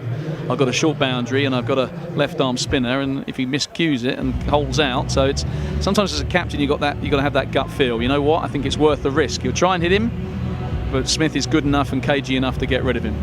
But as soon as I say that, change of plan. They talk about matchups a lot, don't they? You know, and probably Jack Taylor will know what you don't want to bowl to Alex Blake is left arm spin with a short leg side boundary. So Blake had one ball, and that would have almost certainly been his role. You know, because he would never usually bat above Billings, or you know, that definitely would have been his role, which is why he got sent in. But he only had one ball. It's Cox playing a miss, and the impressive Josh Shaw continues. And that's the only thing I'd query. If you've got one ball, you know that whilst you're sent in to do that job against the left arm spin, that left arm spin is going to be withdrawn after that one ball. So it's kind of swings and roundabouts. But anyway, Blake is in and Shaw is on, and they will probably know that to Alex Blake the matchup is a pace bowler who hits the pitch hard back of a length. Cox goes leg side again and swings it away, and is... What an amazing catch that is. We said Tom Smith is a clever bowler. Well, I tell you what, Jordan Cox has been Jordan Coxed on the boundary. That is classic fielding. We see so much of it these days. No better example than Jordan Cox in last year's Vitality Blast final. Well, Tom Smith has pulled off something. He didn't even need a Matt Milnes type figure running round. He did all the work himself. Brilliant catch. We'll get another look at it on the stream here. Of course, he's got to go, and even if it was touching the rope, he won't be called back now. That's just so impressive to think on your feet that quickly. Well, I mean, it was impressive cricket all round because it was a hell of a shot by Jordan Cox. It would have gone for 6. Tom Smith is not the tallest of men down on the fine leg fence. But let's have another look at this now. He's swiveled on it. He's back. I tell you what. I'm having a look at that. I'm sending that upstairs. So that to me, just at a glance, looked like he trod on the rope. Now, I'm not saying he did because his foot could have been above the rope, but his heel looked like it was beyond the rope to me. Now, if it was elevated and not touching it, then that's legit. But there, I don't know. Maybe if our director can rewind a couple of frames. That bit was fine. It was the first bit where he touched the ball. But we are never going to know, and it's not going to make any difference. And you can argue the toss, but on such small margins, things are games won and lost. Things they need to go your way. They do. Here he goes again. So we see here. See, I reckon he's on the rope there, and then the ball goes up. I mean, unless his foot's in the air there, yeah, that looks like it's 6 to me. But you know what? It was still a brilliant piece of fielding. And to be fair to Tom Smith, he probably wouldn't have known. Yeah, and he's a very honest person anyway. So Sam Billings bunts this into the leg side. He's off the mark straight away. And it's one of those things where, you know, if a fielder, because the umpires are 80 yards away, you have to take the word of the fielder. We haven't got DRS, we haven't got a third camera here to look, even though we've got the stream cameras. But the umpires aren't going to consult the stream cameras because that's not the way things work. But what we can say, take nothing away from Tom Smith, that was a brilliant bit of fielding. And Jordan Cox is very unlucky. Wow! Watch out. We are ducking. It's gone into your Lime Tree Cafe. It's actually gone It's gone in the cafe. Into the kitchen. It's in the kitchen. Can we have our ball back, please, ladies? What an extraordinary shot. And into the cafe. Pan-fried white kookaburras for dinner. Yeah. Can I have a cappuccino and a kookaburra ball back, please? Well, I've never seen that before. And there's a young man there throwing the ball back, showing he's got a pretty decent arm. Back with a bit of olive oil on it. I tell you what, it shows you've got to have your wits about you, because you could have been just pouring a cappuccino and got a ball on the head, one bounce. You knew that was big as soon as it left Alex Blake. I mean, the sound, that was gunshot. One bounce on the concrete and then straight into the Oriole Lime Tree Cafe. Extraordinary cricket. What a shot from Alex Blake. Well, lucky no one was hurt there. Oh, and he's nailed that as well. It's straight at extra cover. Burst through the hands, it was hit so hard. So just drying the ball there with a rag, Jack Taylor. So maybe 1 or 2 signs that Dew could be taking an effect. But looking at Steve Watts there, who's just had a narrow escape, I think. He says he's got plenty of protection, but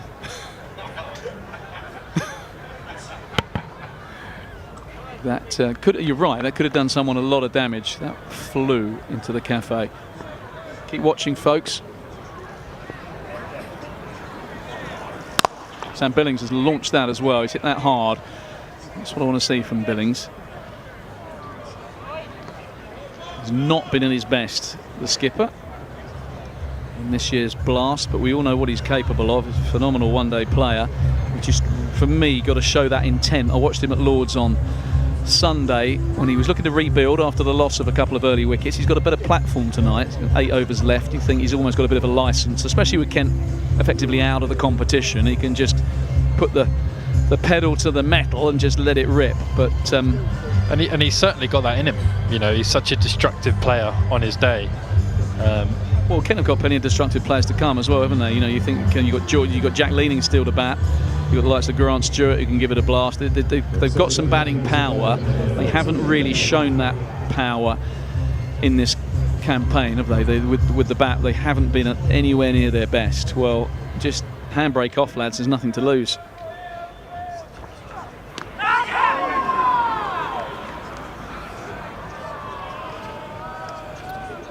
Signalled wide down the leg side. Sharp bit of work from James Bracey, who in that aforementioned game at Hove took a couple of great stumpings. He was much maligned, wasn't he, as an England keeper at Lords in that Test match. He played a couple of Test matches and got a bit of stick for his keeping. He's a batter first, keeper second, but he's worked so hard at his keeping, James Bracey, and was excellent the other night at Hove. Took a couple of great stumpings. That's trademark Billings. He's going to have to hurry here because Howe's going to turn and throw. No, he's not. But Sam Billings loves that shot, just gets across to the offside and sweeps the seamers. Howell is difficult to do that too. Yeah, I think that the slightly slower bowlers with keeper up, that will be Bilbo's go-to shot. He'll look to sweep. That's where he's most comfortable. So I wouldn't be surprised if we see him try that a few times.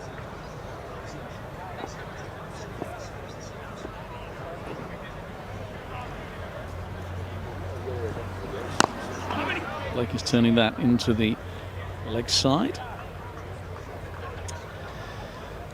I'm still recovering from that shot that went into the cafe.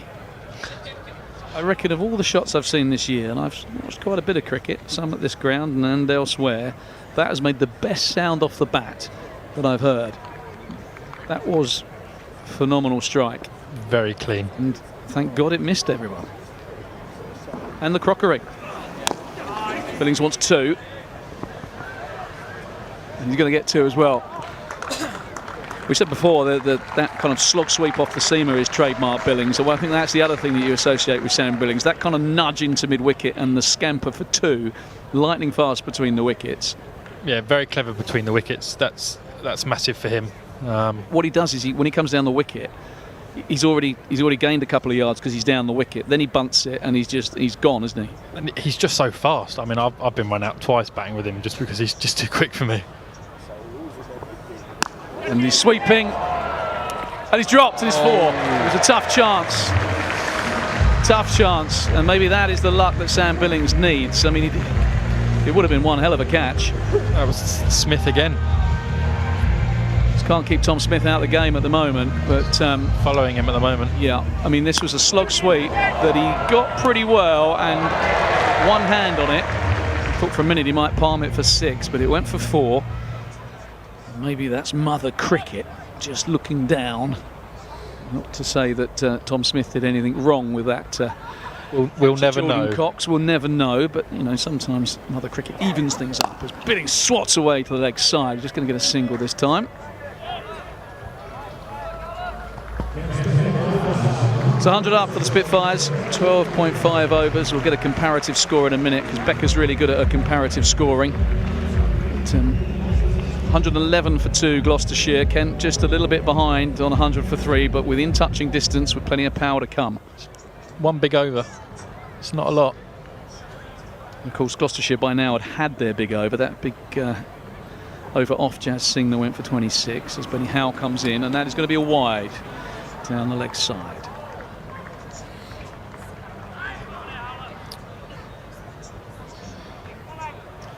Tom Lungley, younger man, Nigel Long, the umpire, signals his wide much more enthusiastically, less disgust than Long. I was thinking Looks that. Absolutely devastated to signal a wide and be out there for another enthusiastic, ball. doesn't he? Tom Lungley Tom gives Lungley. it a bit of oomph. Oh, dropped. Just come in. Well, I say dropped, actually. He might have nicked it into the floor. In fairness to James Bracey, you have to have another look at that. It's a good bit of bowling. And he did stop it going for any runs, so they probably take that as a result. Just for a moment, thought Blake could have been in trouble. What's this? What, throwing T-shirts? No, it's scatter blast. That is a T20 blast, scatter blast noise, which means that the T-shirts get thrown into the crowd. The Nitro girls are doing the honours tonight, throwing them into the ground. At Lord's the other day, they had guys, Middlesex participation team, from the board, throwing T-shirts in.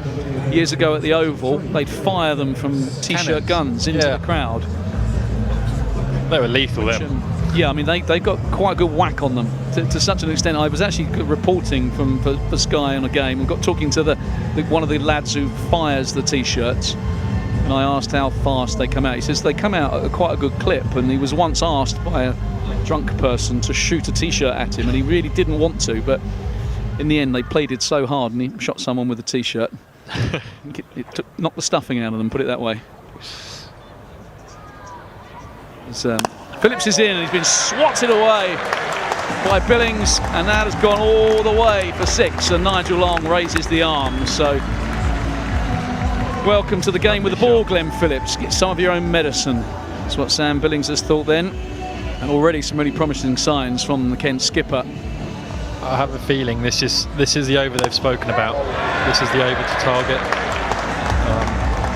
Well, this is what we need, a few of these, don't we? We've seen Sam Billings do this a couple of times, and then he holes out. We want him to keep going.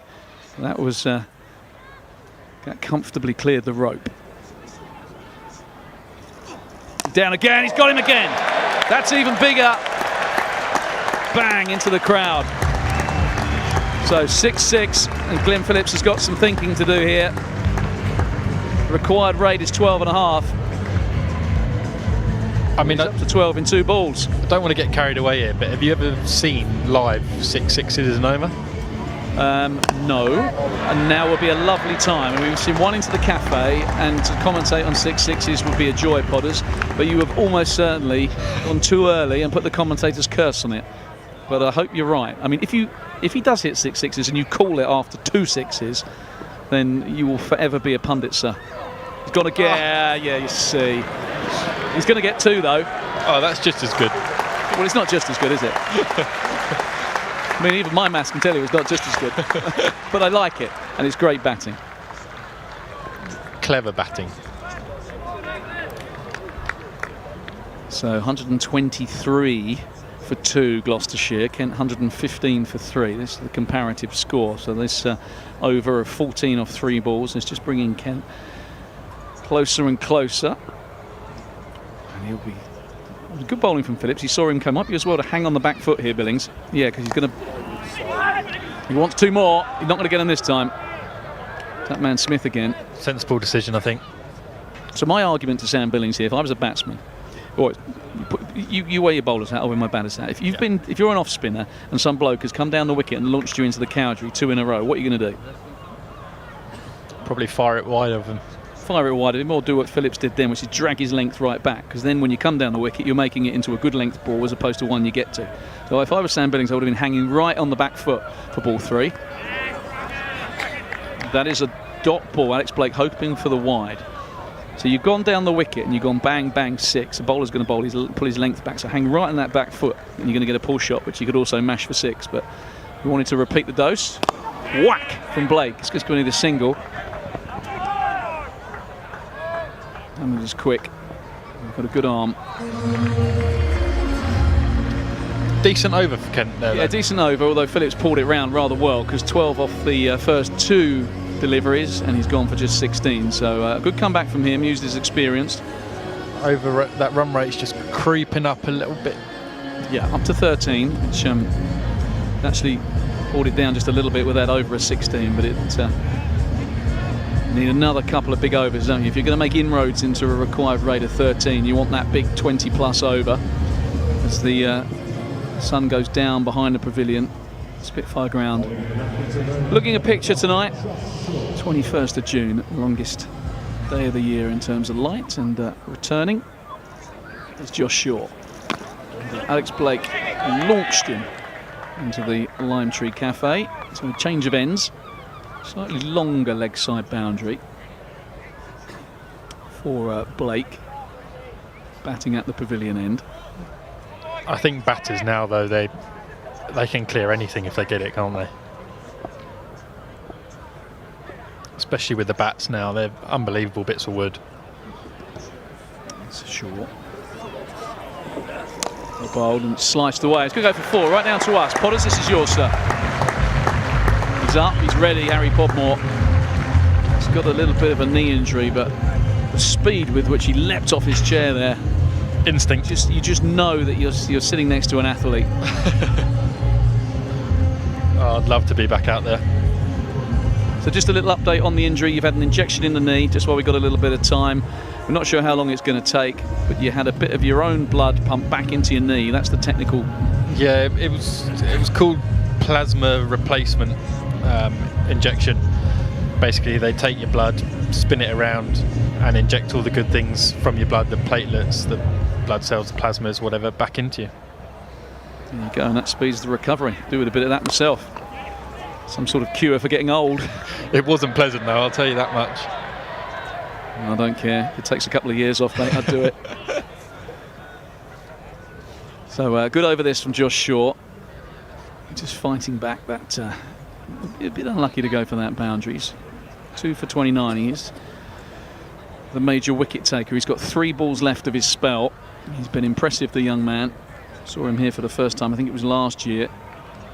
Strongly built, hits the deck.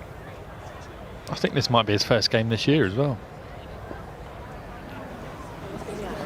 Whack from Billings at hand speed. The hockey stroke rackets. He was probably a rackets player, was he, Bilbo? Yeah, I think so. I don't think my school even knew what rackets was. I mean, a racket, well, I thought of racket being a tennis racket, squash racket, but rackets is a game all by itself, played by those people that go to the posh schools. Halingbury, I think he was at, is that right? I have no idea. Sounds good, though. Just sure is round the wicket to Alex Blake, who is wow! Alex has got absolutely clobbered that. That's the third time today. The one in the Lime Tree Cafe was as good as a ball can sound on a bat. That wasn't far behind it, and the girl. Well, this is impressive. That's what you need to do when you're fielding when Alex Blake is striking. I feel like me and you should give that a go. Yeah. Well, I think. What a good tactic! You'll see that. That'll be what happens in the future, where fielders stand on each other's shoulders. Yeah. When you hit one for 6 over long on, Jordan Cox is on the top, and they throw him up in the air. He flicks it back, does some sort of triple Salco, and lands on his feet. He would love that attention as well. Yeah, he's Shaw, and Cox is another good sound off the bat. This was going to be a single, I think, but Alex Blake. Oh, it's a fumble, and they come back for 2. Billings is quick, so that won't please Shaw. He's finished his 4 overs, 2 for 36. But to be honest, he'd just be pretty happy to be alive, having seen probably his life flash before him as that ball came back at him like an absolute rocket. He got a hand on it, he wrung his hand afterwards, and he still went for 4 back over his head. So good over from the Spitfires. Just totting that up. So they wanted over 12, and they got 12. So in keeping up with the run rate. It's Neil Diamond. It's Neil Diamond time as we're getting towards the end of the run chase. 5 overs remain.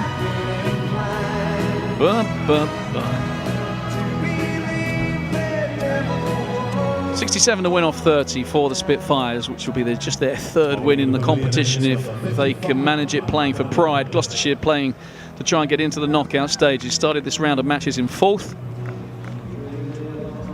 on the same number of points as Hampshire in 5th, so it's tied at the top.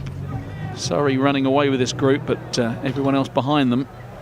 135 for 2 at the same stage, Gloucestershire, but here's Mohammed Amir.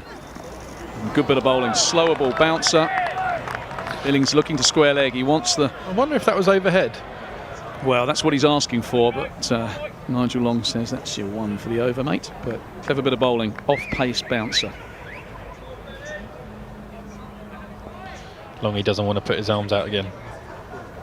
So Surrey have won again. They've beaten Somerset, chased down 145. Glamorgan have beaten Middlesex, chased down 172 for 2. Wow. Wowzers. Let's have a quick look on that scorecard.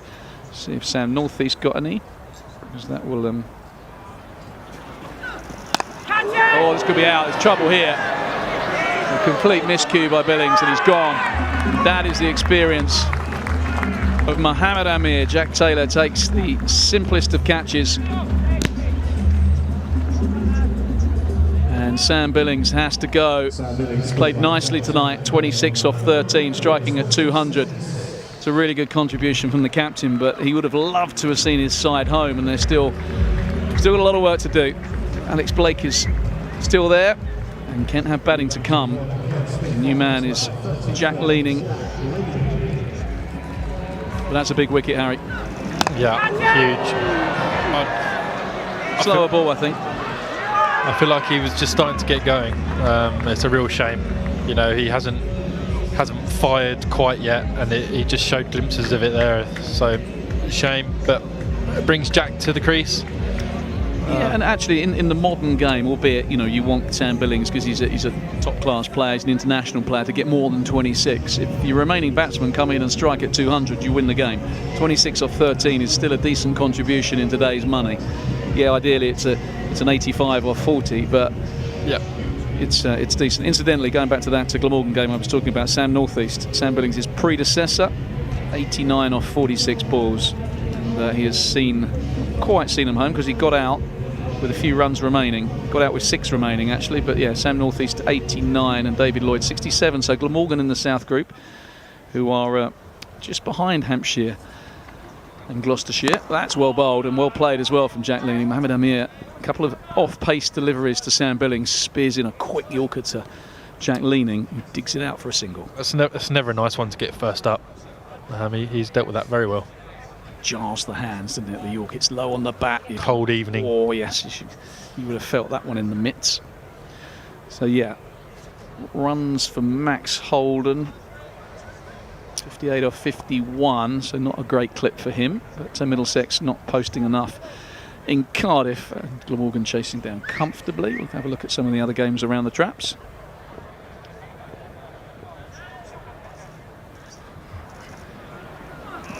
It's going to be a wide this time, outside. And we'll see what Nigel Long thinks about that. Yeah, turn around, have to signal it.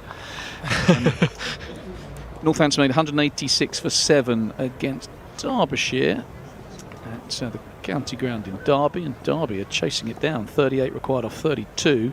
Wayne Madsen 51 off 24. What a player and servant he's been to Derbyshire. He's been consistent for a very long time now. He's a wonderful player, Wayne Madsen. So dug out into the leg side, and Mohammed Amir fields quickly off his own bowling to prevent a second. There's one more game to tell you about, which is Leicestershire against Nottinghamshire. Now, Nottinghamshire, you think one of the powerhouses of 2020 cricket, won the competition a couple of years ago. Leicestershire 170. Nottinghamshire bowled out for 123. So wow, it is a top bowling performance. And Naveen Ul-Haq 4 for 24. So he's a good bowler. Here's Mohammed Amir. Another slur ball from Mohammed Amir. Cool, get back for 2.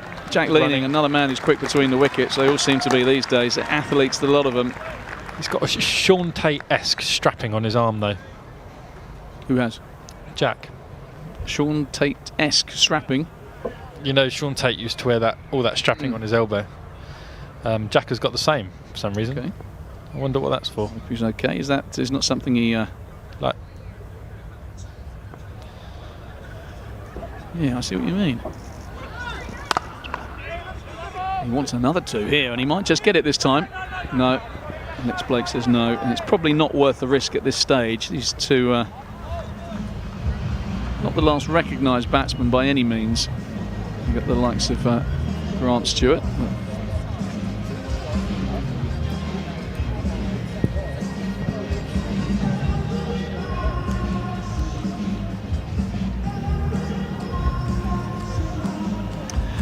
So the bowling figures, Josh Shaw bowled out, 2 for 36 for him, 1 for 25. Tom Smith has been impressive. Mohamed Amir right at the top, going at less than 6 and over. So it's going to be a change of bowling. Benny Howe back into the attack. More than 12,000 of you watching on the stream. As this, oh, he's got hold of that as Leaning.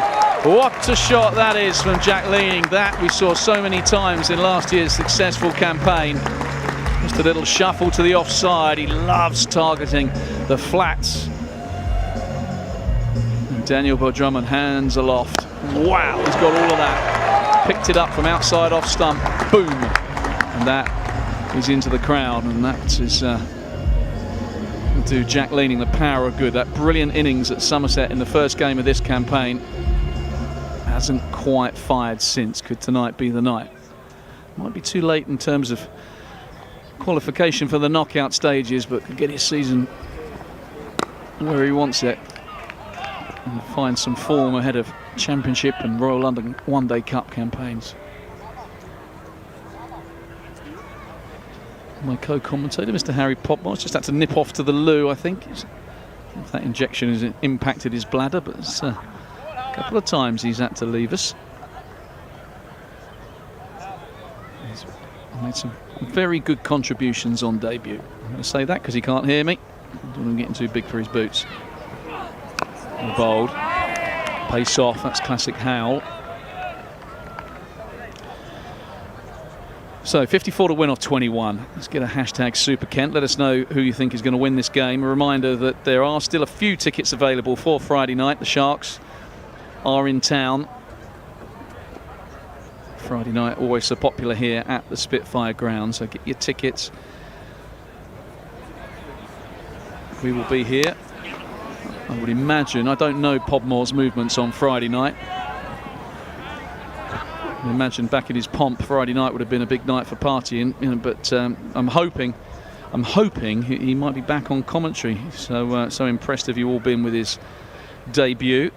He'll be seasoned pro by the time he comes back for game 2, whenever that will be. I don't know if he's booked in for Friday, Becca. She's just giving it that. We'll just see how he goes. I mean, well, wowzers.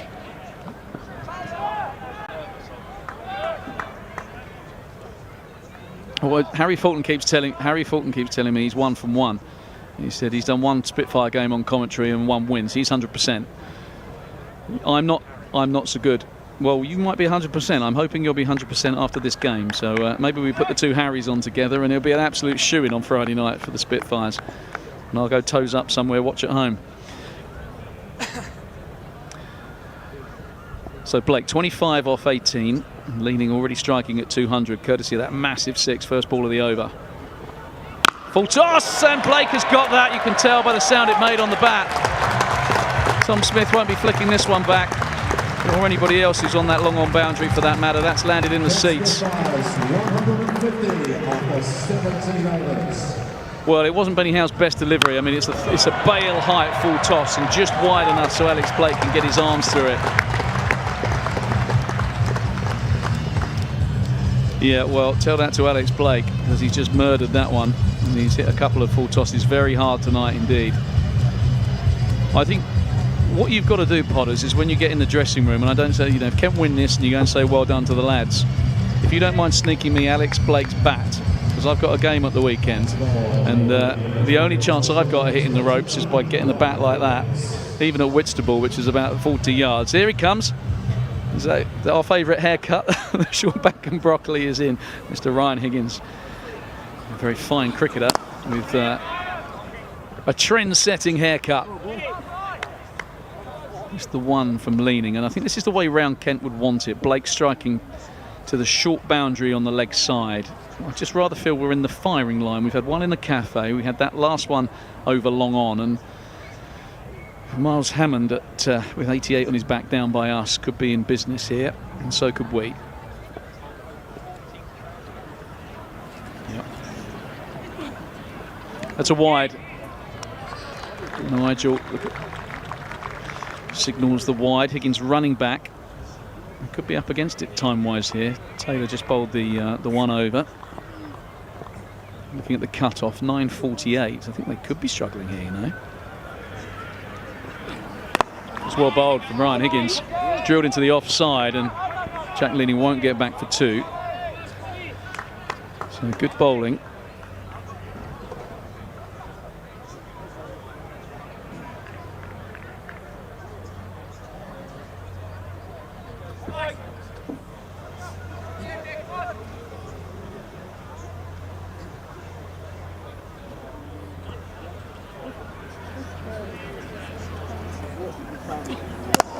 It's a lovely shot from Leaning. Hit that gun barrel straight and slightly dewy surface. It skipped off it, one bounce over the rope. But Jack Leaning striking at 212.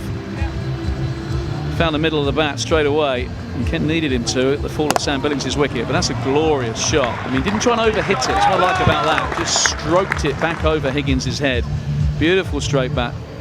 And that was a real feature, wasn't it, of Gloucestershire, when they played. Cobain particularly, Chris Dent as well. Phillips probably less so, but even he, you know, ball going straight over the bowler's head, straight over the umpire's head.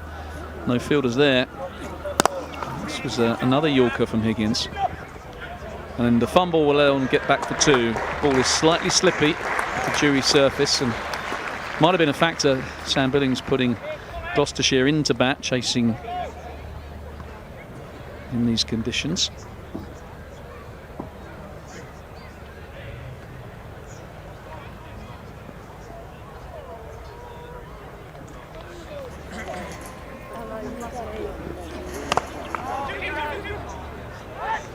Wants to, he's going to have to hurry, but he's just turned. He just didn't even look there, Blake. He's just gone for it. So fast is he. Leaning went 2-2-2, and Blake didn't bother looking. There was no hesitation. Touched down and went. And that's why you do your training. That's why the batters do their sprints. The strength and conditioning guys will get them with their bats, with their gloves. Touch down, back you come. Is through the gates. And they'll get timed. What do you do? What do you run a 2 in at your best? Higgins struck down the ground. He wants 2 more. Blake's going to touch and go. I'm not sure he'll get there this time. He's coming back. He's going to have to hurry. And he gets there. So great running. And you can bet you'll be puffing. My hamstrings are hurting just watching these 2s.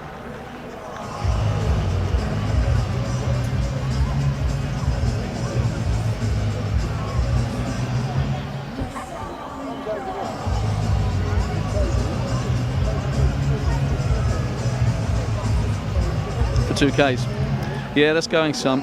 Well, I guess you train for different things, don't you? I mean, so much of batting is about being able to... You need that aerobic base that kind of training would give you, but you've also got to have that anaerobic fitness and speed to be able to shuttle back, and then 5 seconds later, shuttle back again. I mean, it's not inconceivable that you could run 6 2s like that in an over. I mean, that's extreme, but you could. And to have that fitness, to have that fitness to go back and then have the composure to get your heart rate down quickly to be able to play the next shot is why these guys have got to be super fit. Now, this could be a key over here. Mohamed Amir, he's 1 for 17 from 3. This is his last.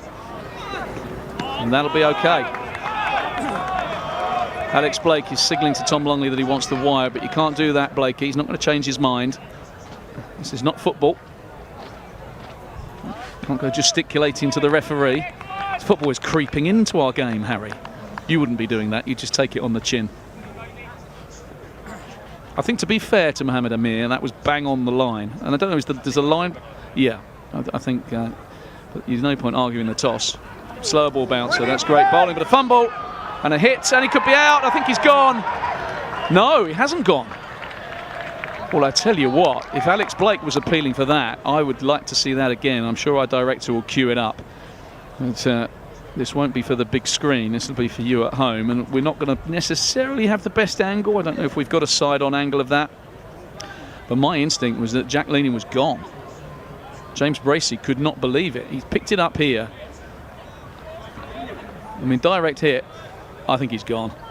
I think we've had one. We saw Tom Smith maybe take a catch with a foot on the rope, which was no fault of Tom Smith's. And I think we might just have seen Jack Leaning run out, not given. And look, who'd be an umpire? It's a tough gig. And this has been flat batted back. So we're just seeing the damage to one of the seats that Alex Blake has not seeing the might tweet that. I don't know if we can get that on the stream at all, but Alex Blake, that 60 hit towards the Les Ames has smashed one of the seats. And will come out of his wage packet. I was just about to say the same. Here's Amir. That's the quicker one, and a nice shot from Alex lovely. Blake. He's nailed that straight, and it's going to skip along for 4, is it? Or is it a good bit of fielding? No, it's gone. Really valiant effort. The George Scott substitute fielder is on. Another Middlesex boy. Yeah, they've had a few, haven't they? Tom Smith and Ryan Higgins. Tom Lace. Yeah, Tom Lace, another one. A bit of a supply line, the Middlesex. George Scott, yeah, they've had quite a few. Did well to get there. Yeah, he's a very good athlete, George.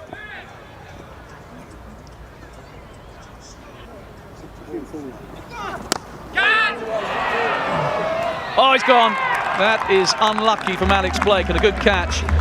Tom Smith on the boundary. Blake turns and goes. He's looking in disgust because it was a really good bit of cricket all round, really wide. Blake got a good piece of it, opened the bat face, and nearly went all the way. But Tom Smith cleverly positioned. They know the field. It's quite an unorthodox fielding position, isn't it? You know, it's almost, he's thrown it out there. They've obviously done their research. Blake is very strong over the offside. But it's a field that's set for the wide Yorker, isn't it? Because the danger with the wide Yorker, you think someone like an MS Dhoni who gets those wide Yorkers, is you hit it in that area, and they got 2 guys back on the offside fence. Third man is fine. I'd have third man back in the square if you want to bowl wide Yorkers. Do you need a deep square? Well, you probably don't, but then you see the shot that Jordan Cox played earlier, where you kind of walk across and you pick it up. So, and also it gives you the opportunity to mix it up, doesn't it? If you put all your eggs in that basket, you've got as a batter, you then know that the ball has got to be there, whereas it gives it an element of surprise. I suppose, yeah. Grant Stewart walks out. He can hit a big ball. We remember those consecutive 6s he hit in that losing cause against Surrey. Loves playing under lights. Remember his championship performance against Middlesex under the lights. That was it. He got a fifer and 100 in the same game. Yeah. That was also my maiden first class fifer against my old team. There you go. Nice of them to oblige.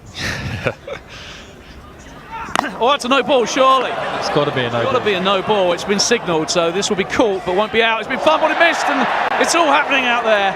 It's Keystone Cop time. Oh, they did catch it. They don't realise it's a no ball. What is going on? It's not out. It's not out, Yads. You can celebrate all you like. It's a no ball while you're hugging. Oh, how embarrassing. Yeah. Oh, dear. Oh. Well, pick the bones out of this one. The crowd will be in their ear down there now. It's unfortunate. I mean, to be honest, if it was caught, it was a brilliant effort. I thought it had been dropped, but there's some sort of celebration. The upshot is it's a no ball and a free hit.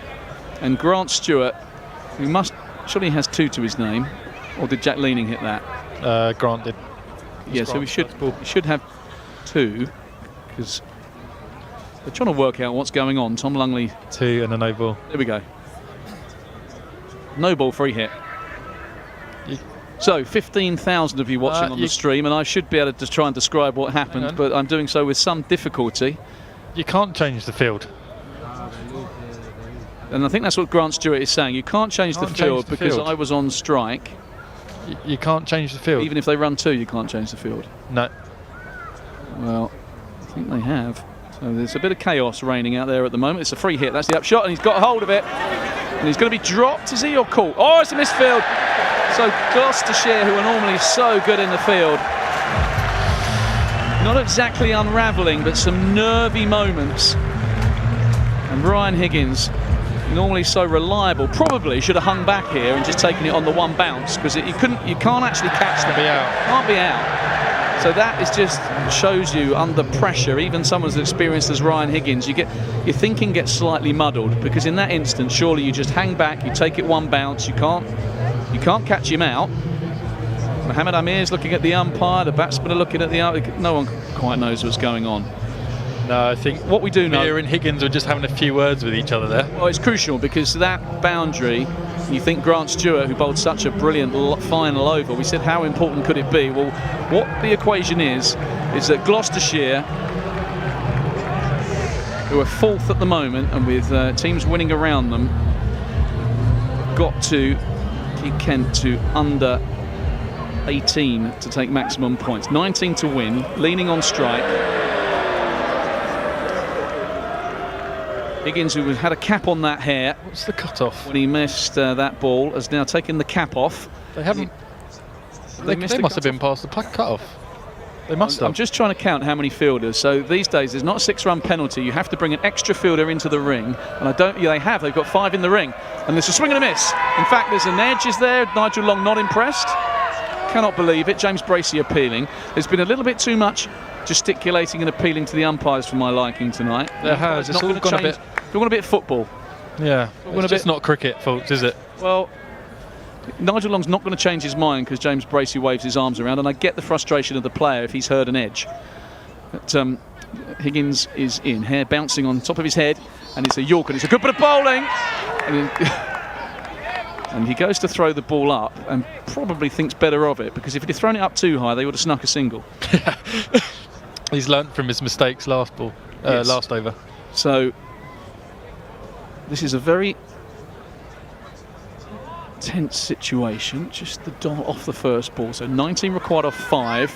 He's towed that into the square leg, but he's got it in the gap as Jack leaning, and it's going to go for a couple of bounces to skip away for 4. So he didn't get all of that. He towed it, but he got enough of it, and crucially. So was that not that was the 3rd delivery? Well, I thought it was the 3rd delivery, but it's only showing as a 0 and a 4. What happened off the first ball? First one was a peel for caught behind. Second ball was bump ball straight back behind. So that dot 4 has now happened. So the dot 4 has come. Right, okay. I was about to say great start to the over for Gloucestershire, and then I only saw the dot. So I thought maybe I'd jump the gun, but you're right. Dot 4. So 15 to win off 3. So 4's not good enough for Jack Leaning and Grant Stewart here. Need something special. What a game to win this would be for the defending champs. 3 6s and walk off.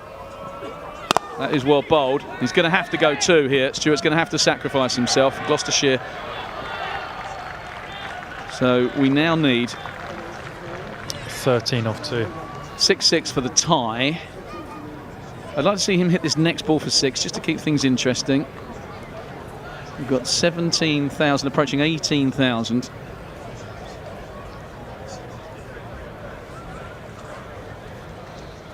So 2 6s for the tie. No super over, of course, in this competition. Shame. I think this game deserves a super over.